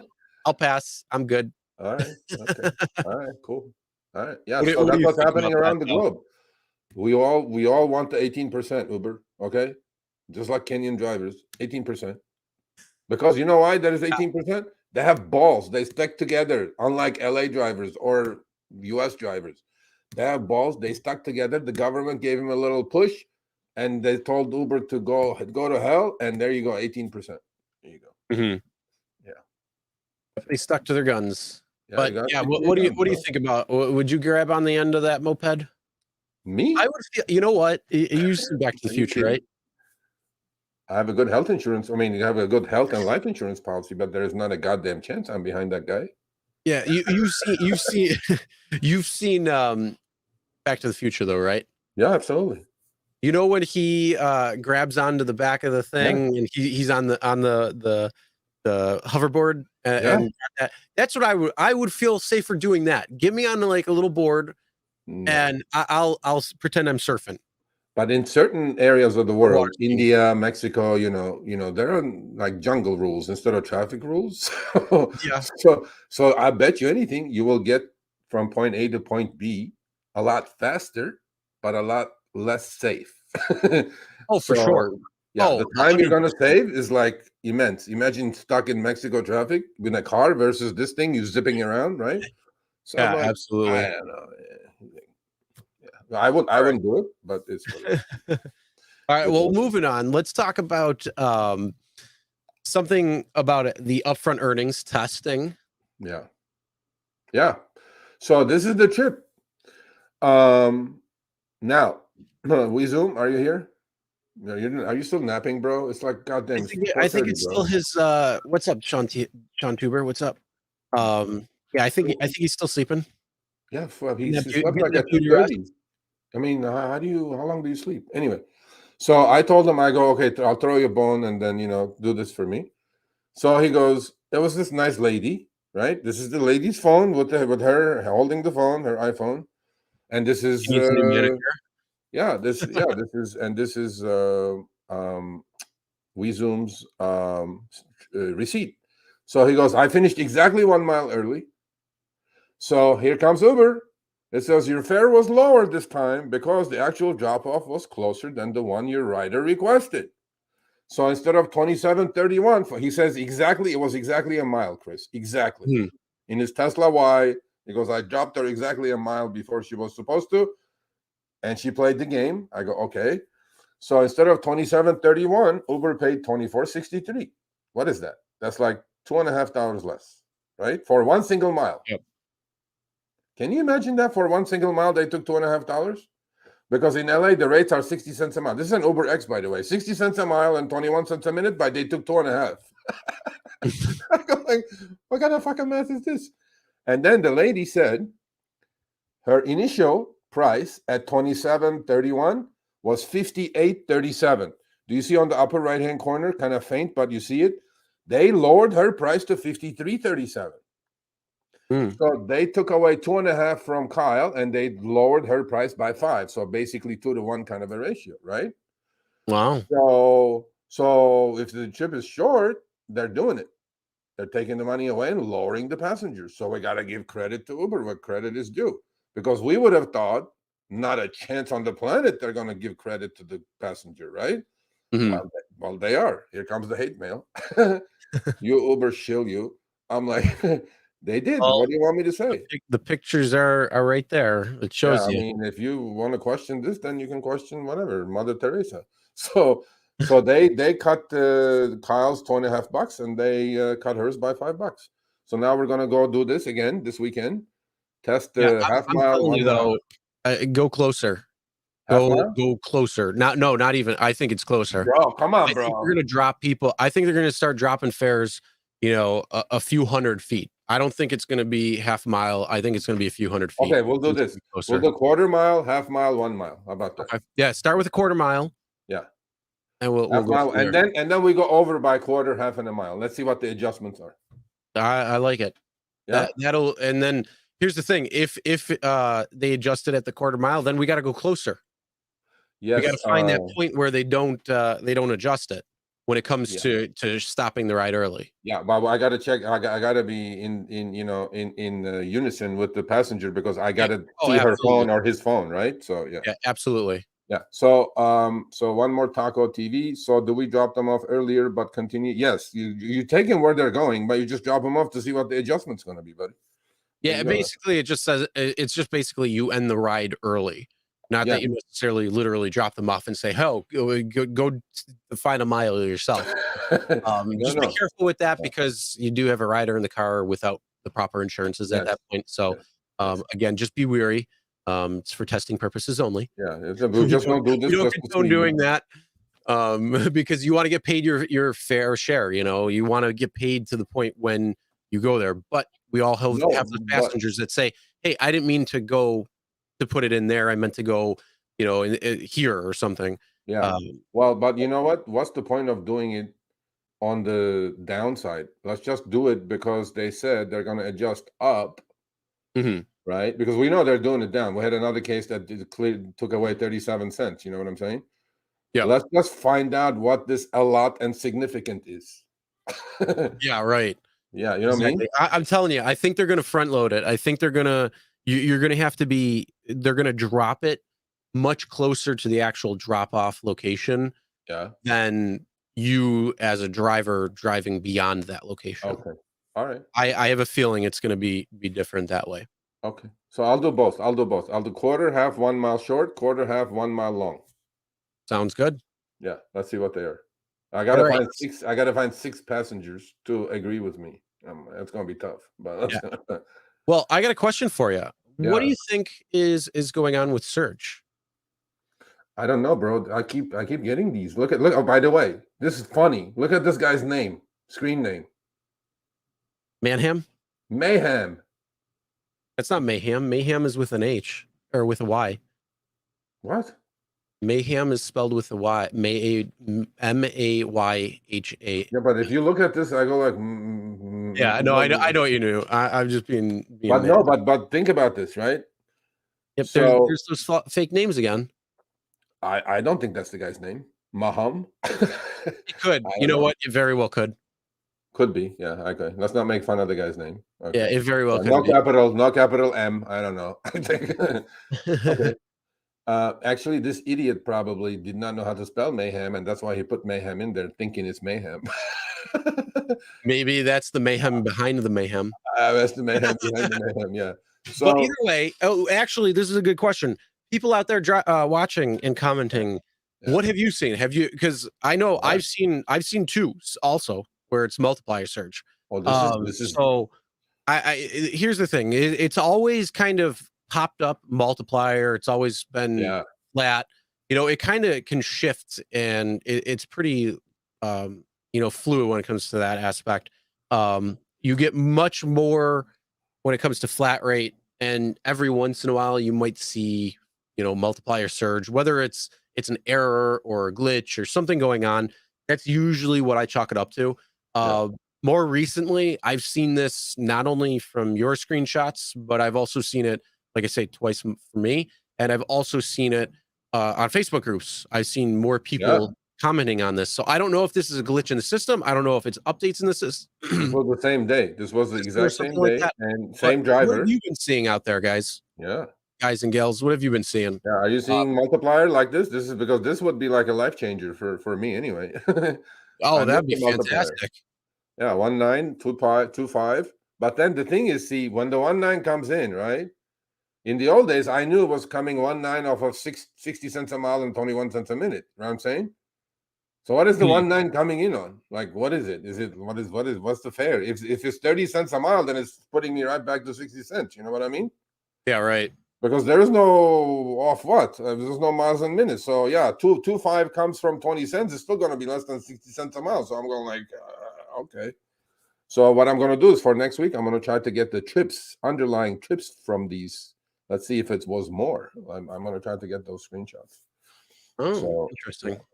Yeah. So let us know what you guys are seeing. Are you seeing all flat rate? Are you seeing a couple of multiplier when you get in here?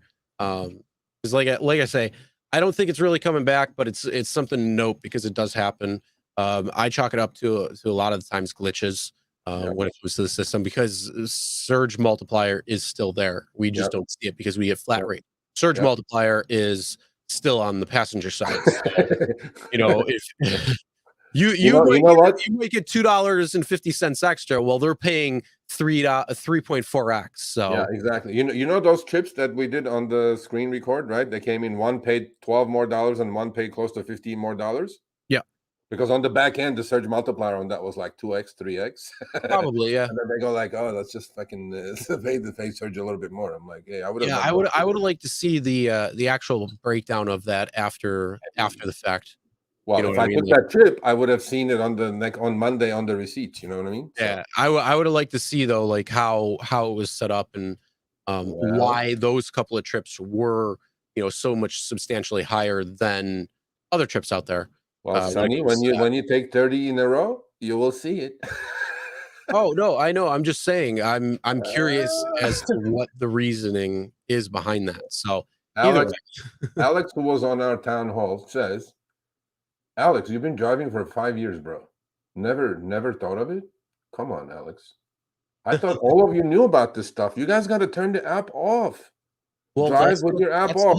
Show me the money club, man. Yeah, man. We gotta share the wealth and knowledge. If it doesn't do anything else, it's safer. So the trip radar and the garbage pings don't show up, right? And the passenger is not bothered. It's all going off shit. And they go like, "Oh, it's not safe," whatever. The second thing is you're not adding to the supply in the area that you're driving to. Mm-hmm. You're non-existent on the Uber algo because they don't even know that you're there. Yep. Because if you're driving willy-nilly, like my Jeff with the app on, they're going to keep sending you shit after shit. Yes, you may decline it, but you're still being seen. And yes, your utilization rate might be higher and higher, but hey, if everybody started doing that, if 75% of drivers are now off of the platform because they have riders in the car and they turn it off. And there's only Absolutely. 25%, but there's still the same amount of ride requests that are Yep. being looked at and coming in. Yep. What does that mean? That means Uber is going to have to raise those rates, and that means, hey, Yeah, you're going to man. start showing the money. If we just did this, it would it would be wonderful. But I don't know. Hopefully Okay, everybody does we it. got somebody who said they haven't seen a multiplier lately. So Oh, yeah, he's I'm in gonna LA. chalk this up to more of a glitch than anything. Yeah, me too. But there was the same driver, so I sent it like within an hour. He sent me Huh. the two screenshots, like 3 hours, man. 4:37 a.m. So I don't know when he Yeah, said, but I mean, long story still, short, these are popping up. But again, I look at it with a grain of salt because it could be 2.5x on 30 cents. So it's still going to pay the same shit 60 cents. I'm like, who cares, right? plus, then they're factoring it into, and Yeah. they lower the fare based on the surge. So it's all a weird game. All right, we got to do a clarification, right, Serge? Yeah, we got to do a clarification. Somebody else has this cherry picker galore is like a platinum because I do Uber Eats, my man. Uber Eats actually pays more than rideshare these days, but that's nothing new. So go, Sergio, congrats. It pays to be platinum. I'm like, thank you. Much appreciated. So we confused the cash reward because they were confusing. Their language was garbage. Okay. So now it's much clearer. Okay. So first one, 8% cash back on EV charge with Uber Pro card. Screw that. I don't care.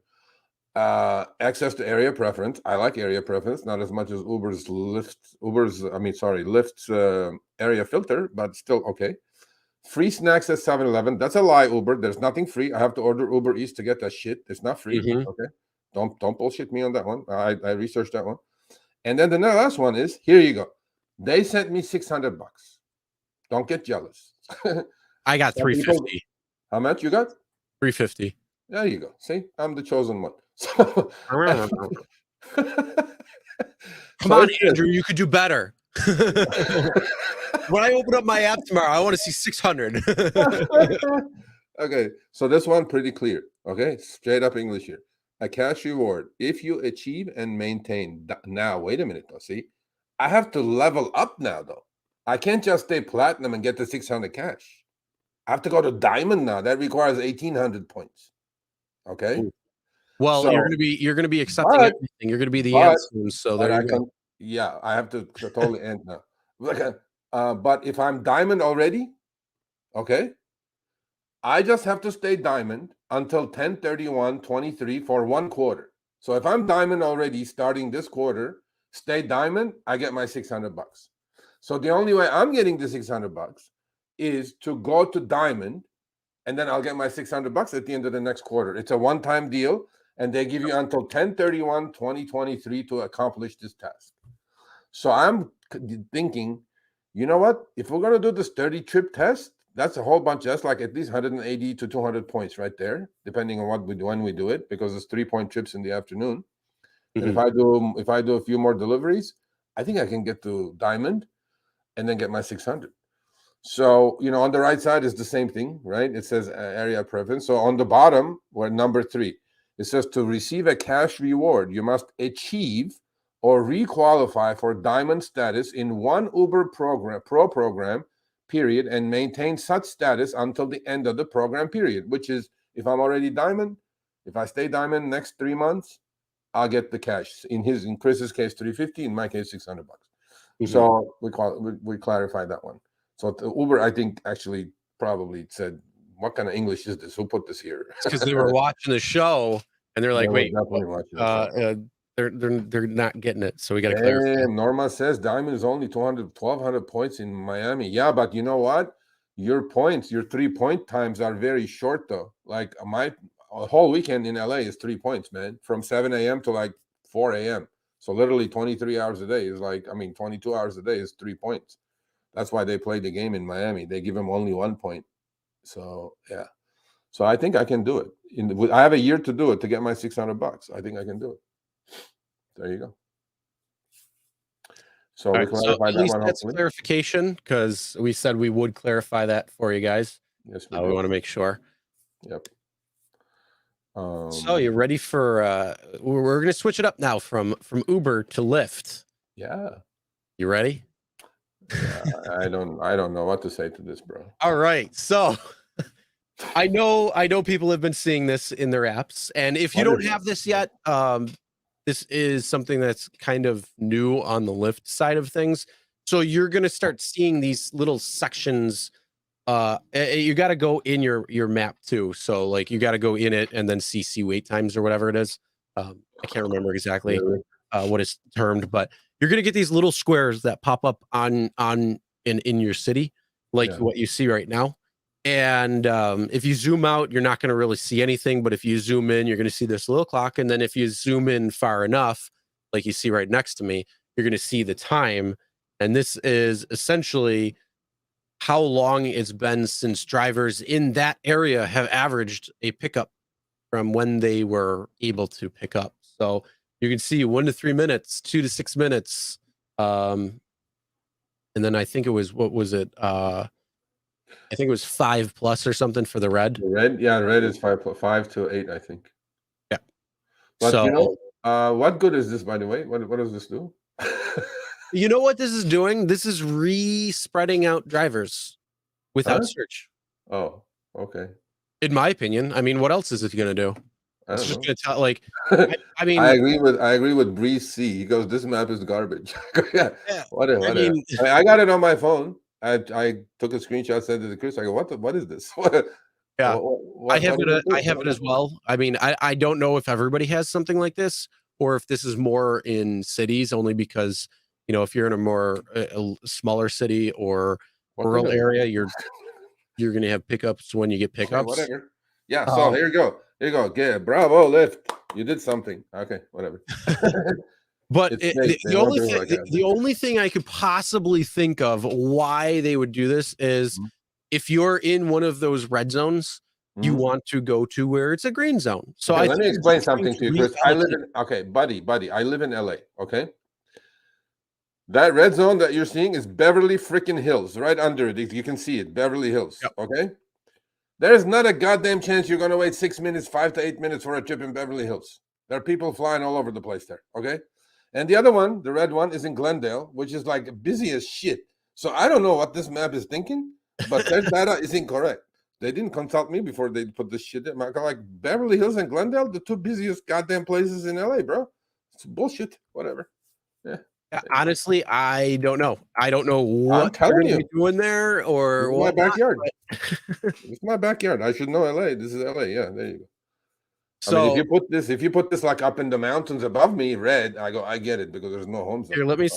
let me see my I took a Yeah, take a look at yours. screenshot and I forgot to put this. Oh no, here it is.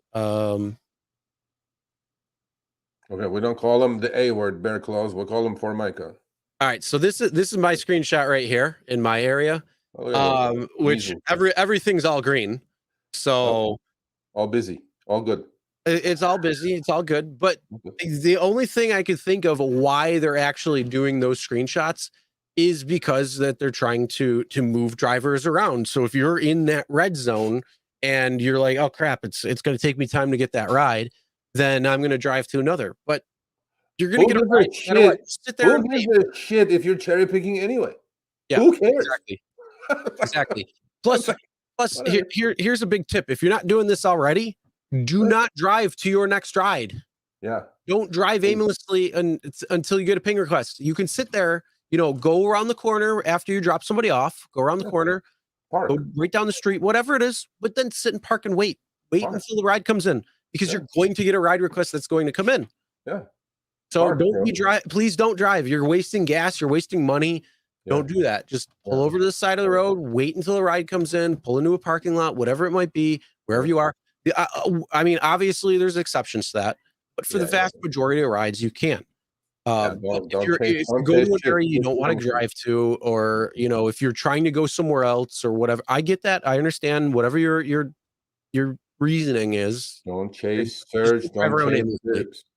Don't chase surge. Don't chase trips. They will come to you. Don't worry about Yep, it. exactly. All So, right. so we know Lyft said what? last week. They cut 13% of the workforce, 700 jobs. Yep. Most of these jobs, by the way, were at the LA hub, which one of the biggest one was at LAX. This is LAX. And you go to LAX, there's no more hub. Those people are fired already, chopping block. And it says, we move support to in-app support. I'm like, has anybody left with Lyft in-app support lately? Are these people even real on the other side, or is it some AI bullshit writing you some cut and paste email? I have no idea, but they all look fake to me, from their names to the way they write. So there you go. Chopping block is here. There's no more hubs. You cannot go to talk to a person face to face anymore. Shame on you, Lyft. You cut here instead of you cutting your $300 million a year goddamn coders. These No, people are not only that. $20 an hour. No, not only that. The fact that they spent $50 million or around $50 million. They lost that shit, by the way. Initiative. They lost that shit. Yeah, it failed. Yeah, it failed.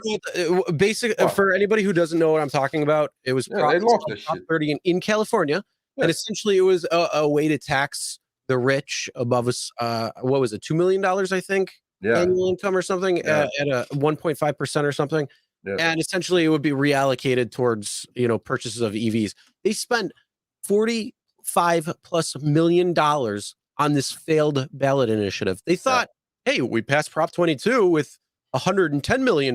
Maybe we could actually do it again with $50 million. Uber is smart. They said, we're not going to touch this with a 10-foot pole. They didn't put $1 towards for or against it. Hey, that's why they had a better earnings report. That's why their stock is up. Lyft, you spent $50 million on dog shit. You failed. Yeah, there you go. Your stock went down.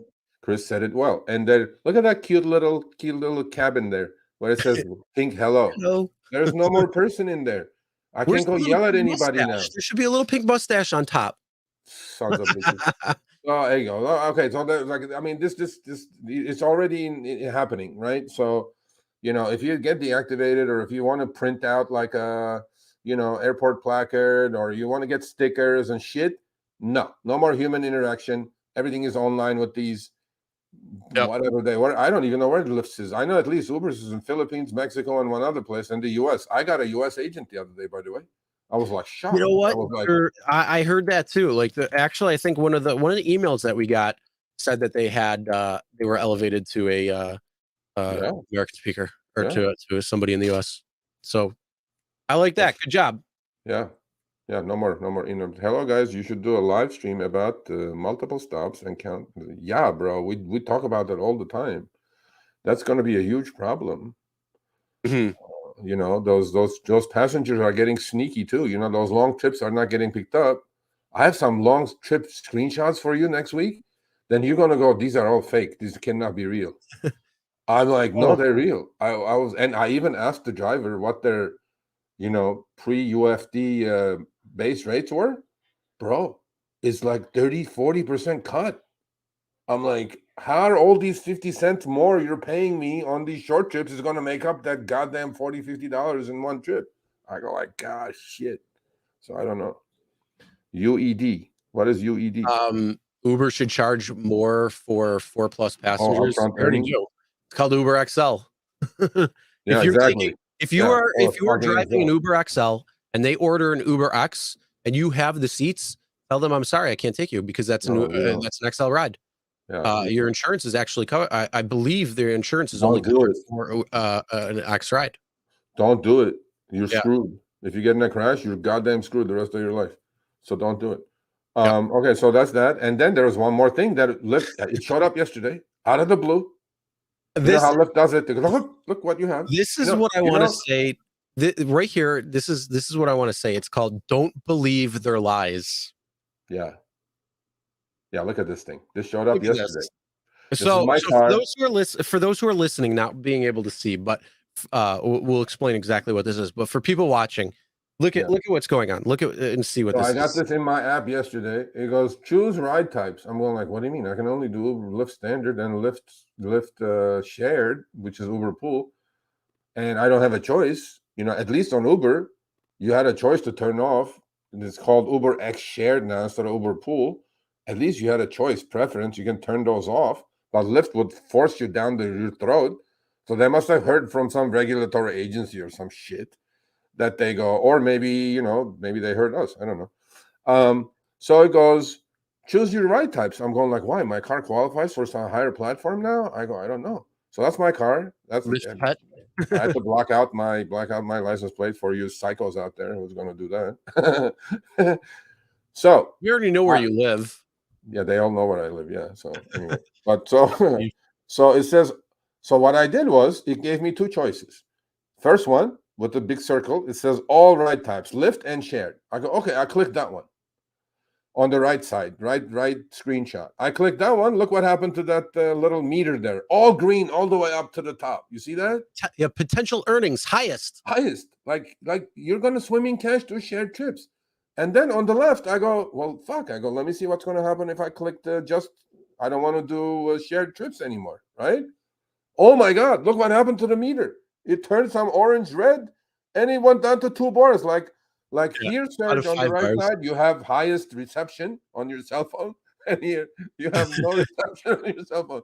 Here you're like coming in all choppy. It's like it's 320p instead of 4K. Yeah, bro. Look at this, bro. Even here they play games, bro. Yeah, so don't believe the lies. What the hell's going on? Look, let's be real. In actuality, for the most part, not everyone is going to do shared rides. They don't want to. We've seen that before. Hey, Steve. They're making it seem like you need to do it, and they're probably doing it for a couple of reasons. One, to make you available for shared rides. Mental masturbation. What? Mental masturbation, bro. That's what it is. Oh, it's both. Just go like, ooh, we hired this expensive shrink, and he said if we do this and put a green bars and orange bars, people are gonna go to the green bars. I'm like, no, you suck it. I'm just gonna turn it off. I actually wanted to go brown. Brown and no bars. I want to be on full on red. Potential earnings next to none. That's what I want to see. I'm telling you, bro. But you know what? Okay, look. Seriously, if they didn't do this shit, right? The color shit and the bars and whatever, I wouldn't talk shit about this at all. Actually, I would give him credit. I go, you know what? Good for you, Lyft. Now you're giving us a choice. You know what I'm saying? Now they put this shit there. They take like half the fun out of it. Again, Lyft. Because again, it's the gamification of trying to get you to accept shared rides and to be available for shared rides. That's the whole point. But in reality, how many shared rides are actually going to come in? I don't know. now none for me. Well, here's the thing. I think we should have this figured out. I don't have shared rides in my area, so I don't need to worry about that. But I don't either. No, I turned it off. Accepting everything. No, I turned it off. I turned it off. No Uber X shared, no shared rides, none of that. Yeah, I know. Uber X Lyft standard. That's it. Come on, man. I'm already having anxiety. Stop that. I'm just gonna play with you a little bit until the day that we're actually doing except all rides, not cherry picking. We're gonna figure that out. Yeah, that day is gonna be that day. I'm gonna warn everybody at home, the kids, the wife. I go, do not speak to me. Do not come within 100 yards of me. Don't even talk to me. Don't even look at me. I have never done that in my life ever. One time I did it, I almost went nuts. One time. Oh boy. For an article 4 years ago, I did it. The article is live. You can read it. And it proved that cherry picking by far like 30-40% more money you made. And we just a couple of probably 2 months ago, we're talking about top dasher and normal dasher versus cherry picking, and the cherry picker made more in a short amount of time than everybody accepting everything. So bullshit. Yeah, no, anyway. So but for the sake of the crowd, for entertainment purposes, we're gonna do it. Here we go. All right. Well, let's get into some viewer emails and stuff. Yeah. And you guys, thank you for sending everything. As Sergio said, he tries to get to everything. He can't get it. And, he's not Uber support, so he can't do anything. We don't have an in with Uber where we can say, hey, do this for us. We don't do that. We don't have that. I wish I did. Perfectly frank, we don't have that. But there are emails, and we're going to probably try starting to highlight some of these because when it comes to questions and stuff like that, it's something that we can highlight out for you. Yeah. So, this is from North Carolina, and I titled it like I do an article. North Carolina driver dilemma, and she was sweet enough to send me some screenshot as well. We're going to see. So I wanted to share with you about the upfront earnings that Uber has started in Charlotte, North Carolina. I also called Uber support, and they told me something. They really didn't answer the question. How surprising. They told you something and they didn't really answer the question? Shocking. I informed Uber that I picked up a ride at the airport, first ride, which you're going to see on the screenshot, and drove to a location just south of downtown Charlotte, which was a total amount of 10.1 miles that took me 18 minutes and 45 seconds to complete. Once I dropped off Personhoff, 1 mile out from the first stop off, I got another request, second ride, to drive back to the area of the airport. That took me 30 minutes and 49 seconds. So literally 12 more minutes complete with a total miles of 16.2, which is 6 miles more than the original trip, the first trip.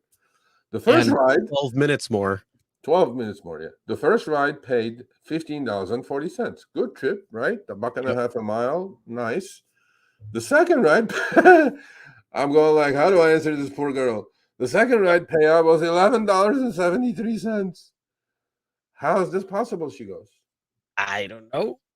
And it comes back to the rides that we went. How were some of those rides $10, $14 more, and they're still longer rides? First of all, I said, why even did you take it? That's the first question. Second question was, she goes, look at this poor girl. I decided to call Uber support again. I'm like, why? Glutton for punishment? And ask if they could do a fare review. And they stated that both fares were accurate and based on the resources they had. I acknowledge the fact that he saw there was a difference in the miles and time. Good. He kept saying that the upfront earnings wasn't put in place to help with the balancing of shorter rides to the longer rides. I go, this is bullshit. There is no balancing here, bro. I drove 6.1 more miles and 12 more minutes to make $5 less or $4 less. Now, in what common sense math book does that work in? So you do almost double the work and drive 50% more miles, then you make 40% less money. I have no idea. What kind of math is this? Is this like fucking Uber math? Here Sure. are the trips. Here's the screenshots. Here are the trips. Yeah, out of the airport, $15.40, 10.1 miles, 18.45. And here's the second one. The reason it's 15.47, by the way, some poor soul tipped their, $4. So that's why it's 11.73 or 3.5, whatever they tipped there. Because it says there's a tip. So it was truly whatever the numbers she put up were absolutely true. Right here, 11.18 plus 55 cents. I go, how is this possible? How is 16.2 miles and 30 plus minutes is 40% less than this? She goes, how is this possible, Serge? I didn't get an answer from Uber support.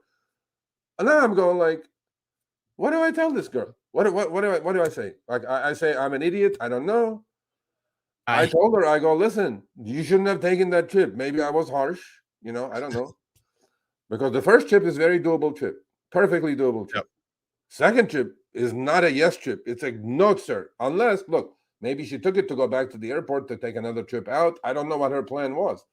But that's a no-no. So you got to decline people. Please stop accepting these willy-nilly trips. Please. Go with your app off. Please. So I answered her. I go, next time, be more careful. Don't take these garbage trips. That's my advice. I mean, she's probably disappointed, but I go, hey, what do you want me to say? So that's one. That's one. Honestly, my takeaway on this is I have no idea where they pulled those numbers from because, you're getting paid less to go further and longer. It doesn't make any sense whatsoever. Those are real. We didn't doctor any of this shit. So I'm like, there you go. Oh no, I know this area very well. Well, how's that possible? My Uber career was in Charlotte. Okay, there you go. I have another guy from Nashville now. Like, I get these, and I'm like, I'm gonna die. So here you go. I mean, you know what? I'm all joking aside. I do appreciate these. I have tons more of these, but I just picked going forward. I'm gonna pick a few and put these up there so you guys know you're not alone. You're going into this shit. There are a lot of drivers in your shoes. So I goes, hey Sergio, what's up? What's up? Great show yesterday, which was last Tuesday. I got this on Wednesday or Thursday. Huge fan. Love how you call it the way you see it. We're trying to do exactly that. There are some There are some of the bullshit garbage orders Uber likes to send. I live in Nashville, a very busy city, and I know today is a busy day because the CMA Awards, Country Music Awards, are downtown tonight. I'm going like, oh yeah, you're going to swim in cash. It's going to surge. Wonderful. Mm-hmm. As a driver, I refuse to take this bullshit, and I hope other drivers will as well. You know what, buddy? I'm not going to say the name, but if everybody was like you, we'd all be better off. Personally, I don't give a damn what tier I am. I'm like, I don't either. I'm blue and don't give a crap about getting to diamond or platinum or care about any of those so-called bullshit rewards they offer. Maybe some drivers do, but I don't. My acceptance rate is about 17%. This is your friends, your driver buddies. It's very bad in this very busy city. Yesterday, I worked 10 hours. Look at this guy, bro. 10 hours grossed, not made, grossed $187. And Dara claims drivers make $37 an hour or so.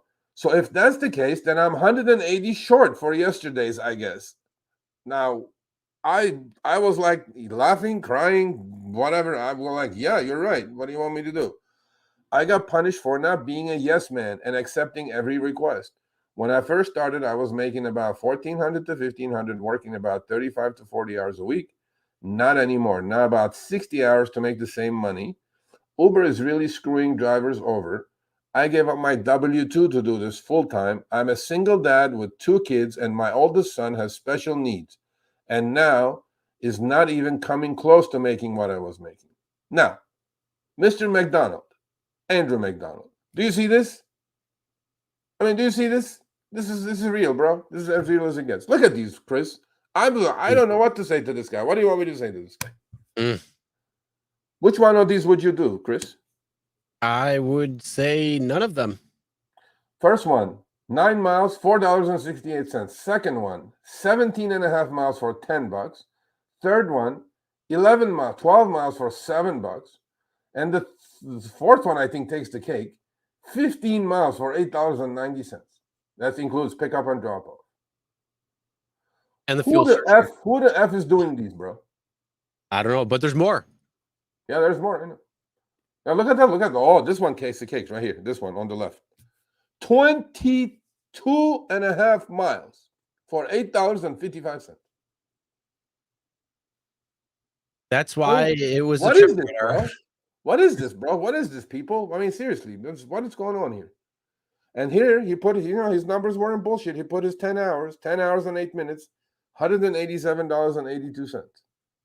Yeah, Dara. What happened to 37, Dara? The guy is short 150. Why don't you send him some change? You know exactly what Dara will say.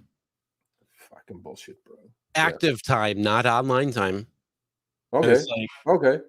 Okay. So even active time, this guy probably did 12 trips. So let's say he was active 50% of the time, right? Mm-hmm. So that would be his 37. Dara's 37, right? There you go. Okay. All right. There you go. I don't know. I mean, I get all these. And I'm heartbroken, honestly, man. I'm heartbroken. I don't want to say anything bad. But when the guy sends me those screenshots for those trips, Chris, I go, shit, there's worse places than me. Because I'm thinking my shit is garbage. Look at this shit. I was like, what the Anyway.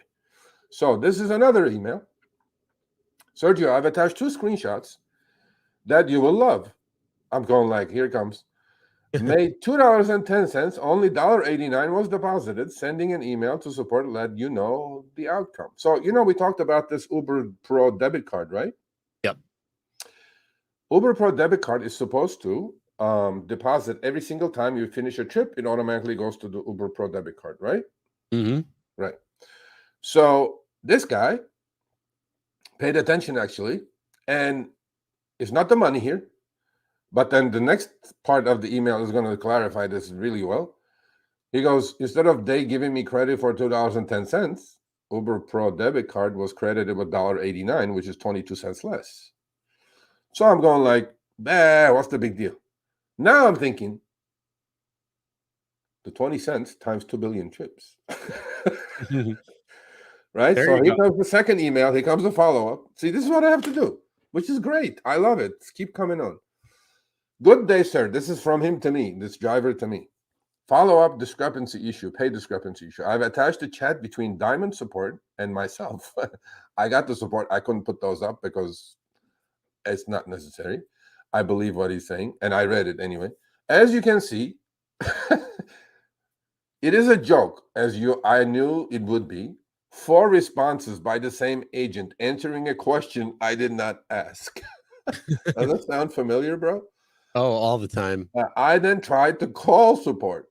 After an hour and 25 minutes, for fuck's sake, Uber, I was finally transferred to a manager that was US based. His name was Winston. Wasn't that the volleyball's name in fucking movie? No, that was Wilson. Wilson? Okay. Yeah. Winston, Wilson, same shit. His name was Winston, and you will see it on the attachments. As I was holding for that hour and 25 minutes, I looked at prior trips on my Uber Pro card, and there were many issues. Some overpaid, which is good, and mostly underpaid. So maybe 2 overpaid and 12 underpaid. Winston was apologetic and assured me that he would get back to me by phone in 48 hours. I explained to him that while the 21 cents is no big issue, with 2 billion trips per quarter, this guy must have watched us, Uber may be cheating drivers out of $400 million. And I will wait to see if he responds. Note, before I got to Winston, 2 agents offered me $5 for the inconvenience. I told them, shove it, that this was not about 21 cents, not to insult me. A few hours after, I got a call. I got a message from another support person attached. They added $10 to my account. So they know they've effed up. And now they don't want this to go to the fucking, to the SMTMC show. Ha, it's here. And then they go, I will let you know Winston reaches out to me tomorrow. If you get Dara again, not me, but we will, it would be interesting to call support live. You see, that's a great goddamn idea. It would be interesting to call support live in front of him so he can see what a waste of money they are. That would be interesting. This is what I get. I love this stuff. Just feed it to me. And then this is the message from Uber. Of course, I blacked out his name. Thank you for reaching out about your payments. I have added $10 payment to your account for the fare November 21. So 21 cents turns into $10. Magic. Poof. Yeah. Ooh. Yeah. So these are the things I get. Many, many more. I'm going to do a segment with these because they're so heartfelt, and these people have nowhere to turn except me with my, well, I don't have limited knowledge. I have knowledge, but, I can't do anything. I give you the answer why I think is happening. Okay? I said that last week on the Uber Pro debit card. Don't get it. Yep. Because there's 2 billion chips. Some are going to be short. Some are going to be long. They're going to figure out where you're spending your money, all that shit. That's the reason. Well, look at this. Right after that show, this guy goes into the problem. Mostly are short. Now you have to go chase your money. Oh, did it hit the right credit? Was it the right debit? Was it? I mean, it's too much work, right? Right? I mean, it's insane. Who cares? Why would you even have to do that? It should just be the exact same. Yeah. So I go right. There you go. So that's our segment. Well, for that. And then now let's talk about what's coming up next week. November 23rd. This is gonna piss some people off probably, but it's okay. Here's the deal. What's coming up next week? 23rd, 24th, 25th, and 26th, potentially. We have a good friend on the channel. He has his own channel. He's mostly negative. Everybody knows who he is, hopefully. Or if you don't, you can check him out. I'm not going to mention any names.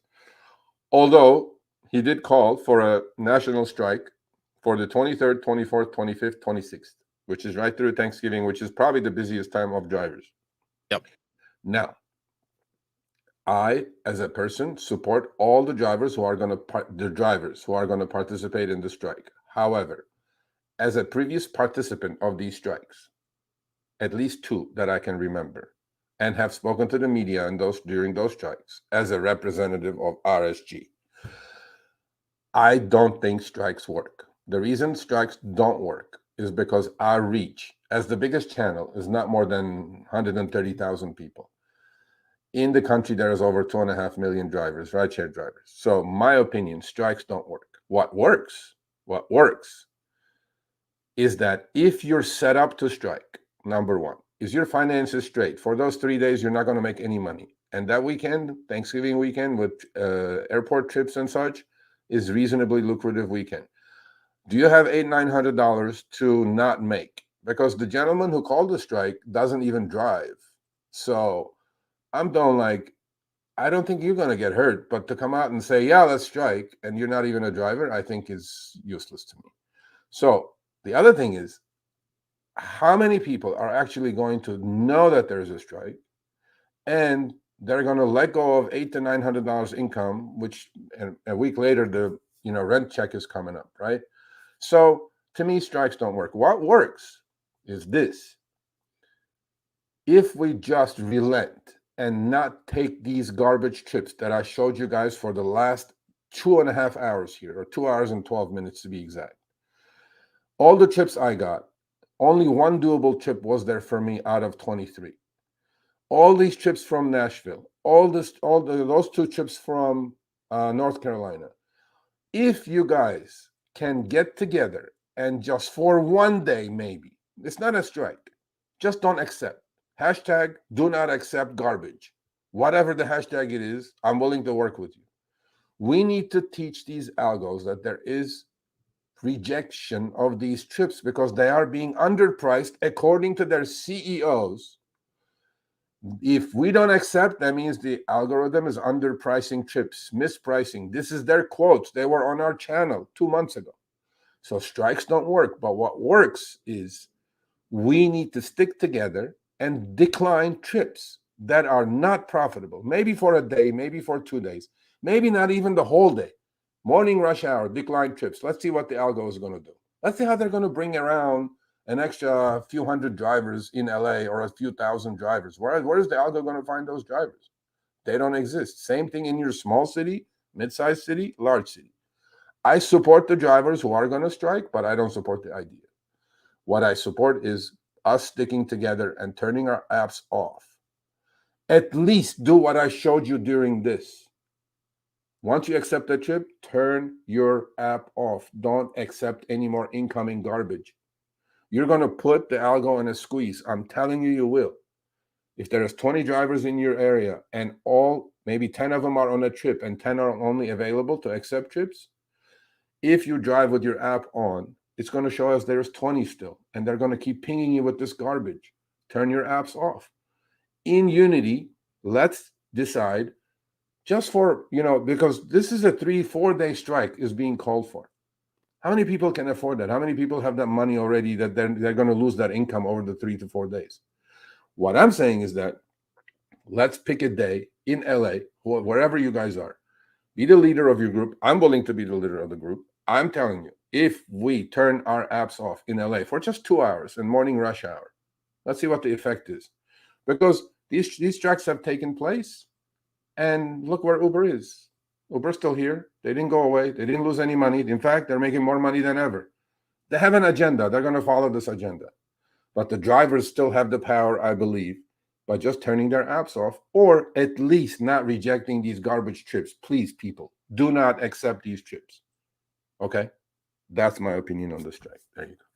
All right, I'm going to share my thoughts. Sergio, you said pretty much everything in my thoughts. I don't agree that strikes work. If you want to do it, I'm behind you 100%. But I'm going to take it even further. I've said this before, and I'll say it again, and I'll continue saying it. You have a certain worth to you. Uber and Lyft are saying that you're not that worth. They're giving you lowball offers. Do not accept them, period. Do not accept lowball offers. If it's not worth your time, if there's no rational reason to actually take that ride besides the fact, they're offering and I want to take it because I don't want to, upset the scale of something, which is bullshit. But don't take rides that aren't worth it to you. And I would go beyond an hour or 2 hours a day. I would say, as long as they're offering you bullshit rides, as long as they're lowballing offers, don't accept them. Take rides that are worth it. Wait for rides that are worth it. Because you know what's going to happen? If these rides continue to get backed up, and acceptance rates fall, they're going to have to look at it and say, what's going on? How do we solve it?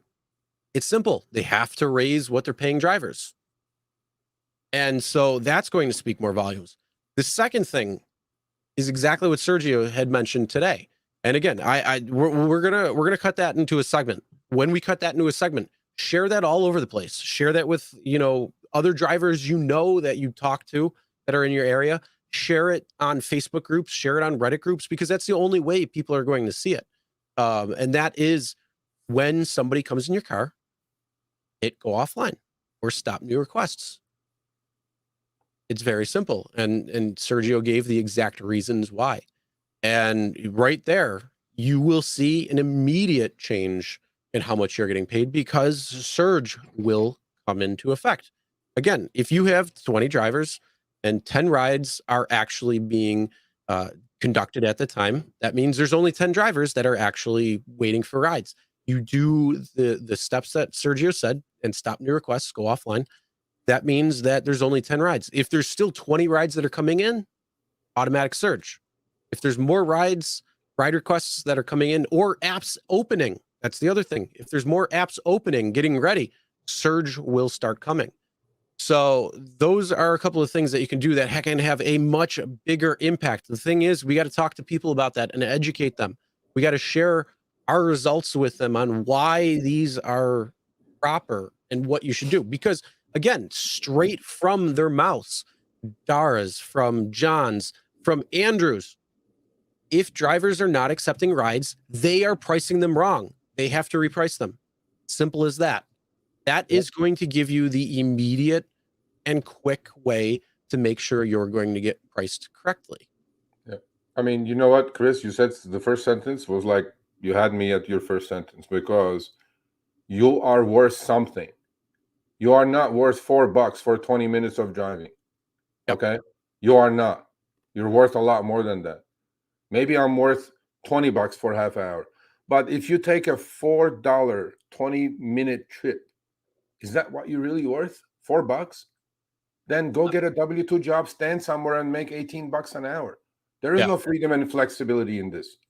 Because and not only that, you're making for that person who's taking that $4 junk ride for 20 minutes, you are not even getting paid a minimum wage there for I think everywhere except for maybe a few places. No, nothing. No, but Chris, I mean, I showed, we showed those 22 trips, 23 trips on Uber, right? Out of if this doesn't prove that you need to cherry pick, then I don't know what it does. I would have only done 1 or 2 maybe out of those 22, 23 trips, because I think I'm worth that. I'm not worth any of those other trips. Yeah. I didn't do that. One can argue that's LA based versus, but it's the same everywhere. Did you see those Nashville trips? It comes down to it. Yeah. Look at those Nashville trips. Did you see that? They were much worse than LA. The Nashville trips, $8 for 12 miles. I mean, what's happening? In what world? Who was doing this?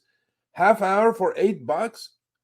Take your gas out, take your wear and tear out, take your risk of accident out, and you're down to what? $3? What is that? Or $4 or $5? $10 an hour if you do 2 of those. Okay, you create some cash flow, pay a few bills, and 6 months later you have a worn out car and a worn out body. Is that it? Is that what you're worth? Then keep taking those fucking $8 trips for a half hour or $4 trips for 20 minutes. Yep. But if you're resistant, don't. The algo, I don't give a shit what these people say.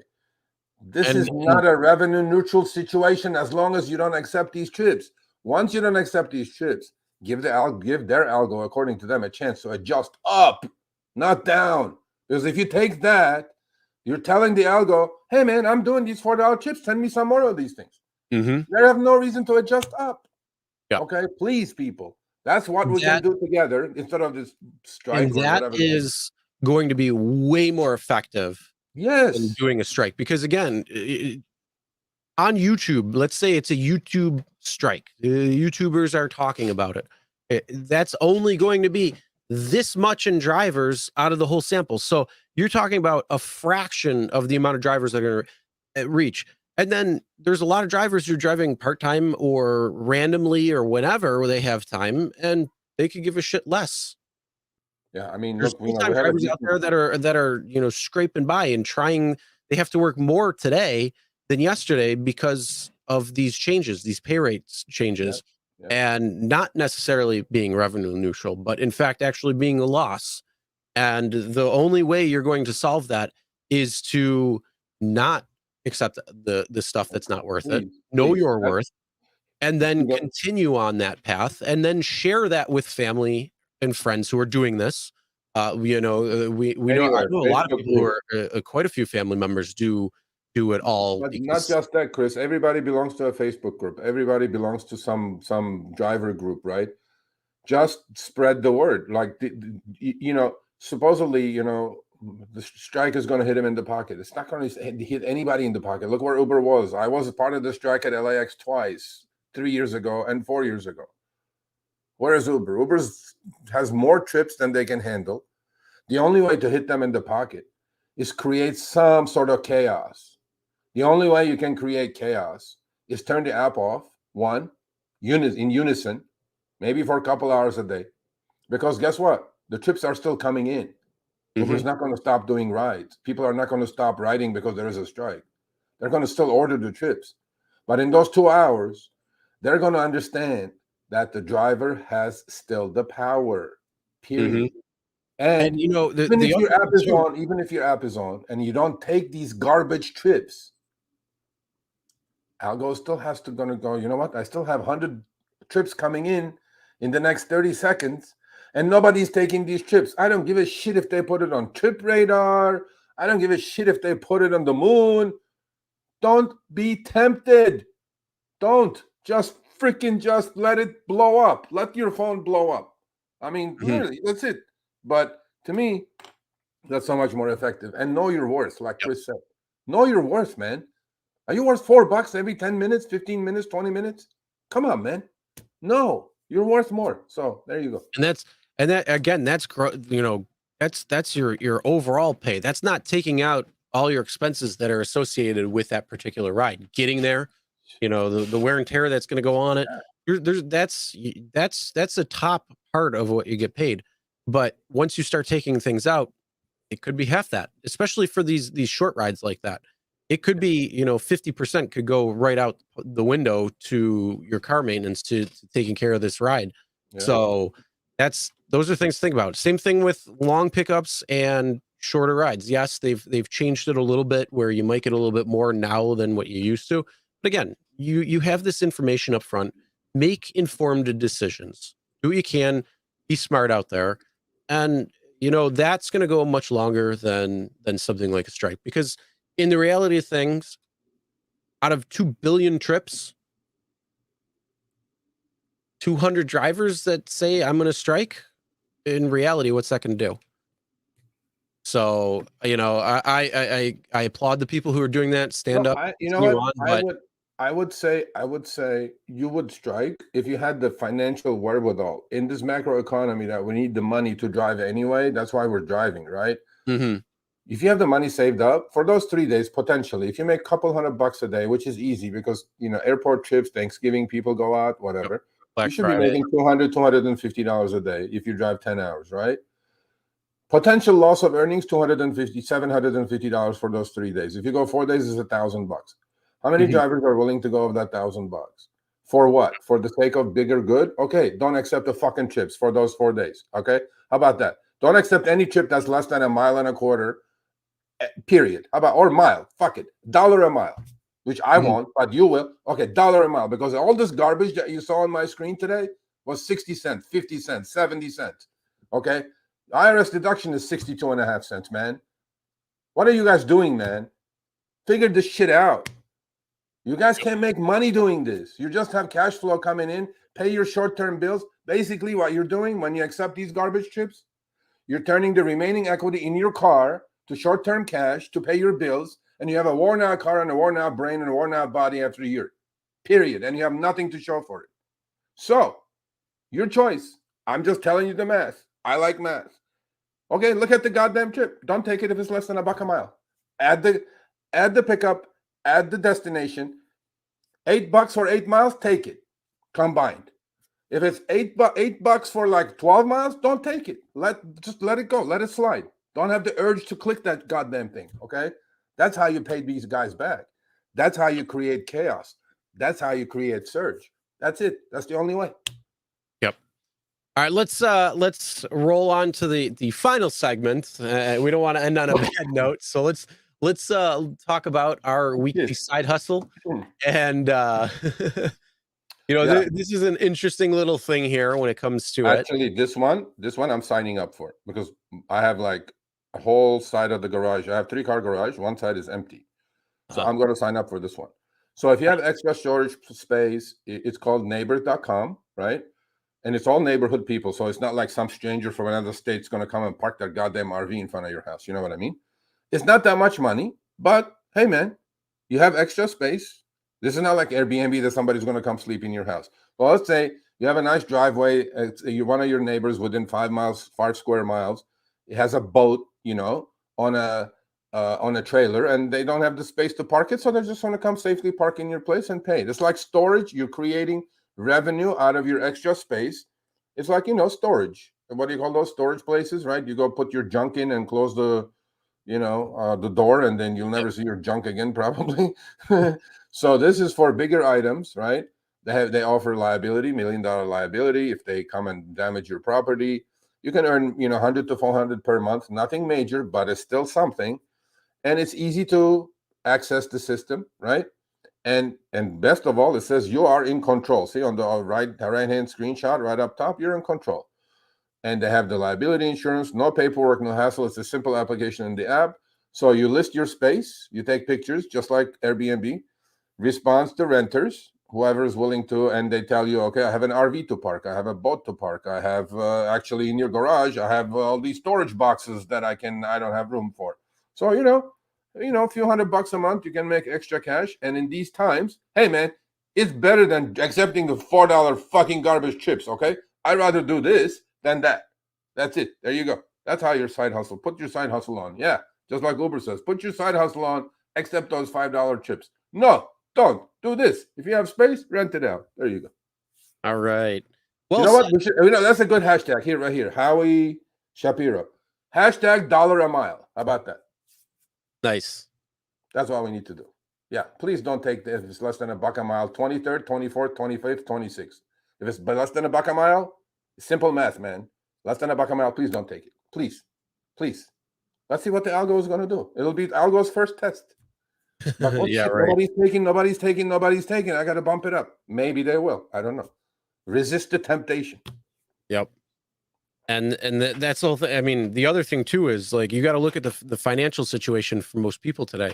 You have inflation. You have Christmas coming up for most of the world. You have different holidays that people are getting together, and it's a gift giving time. So you have to make sure you have money for gifts, and you got to pay your bills and all that stuff. So yeah, asking during that time, sure, it could put a dent in some area, but in other areas, it probably won't do anything. And again, it won't do anything, bro. It won't do anything to these companies. They don't give a shit. No, because how many strikes have already happened? 4 that I know of, and I was participant in 2.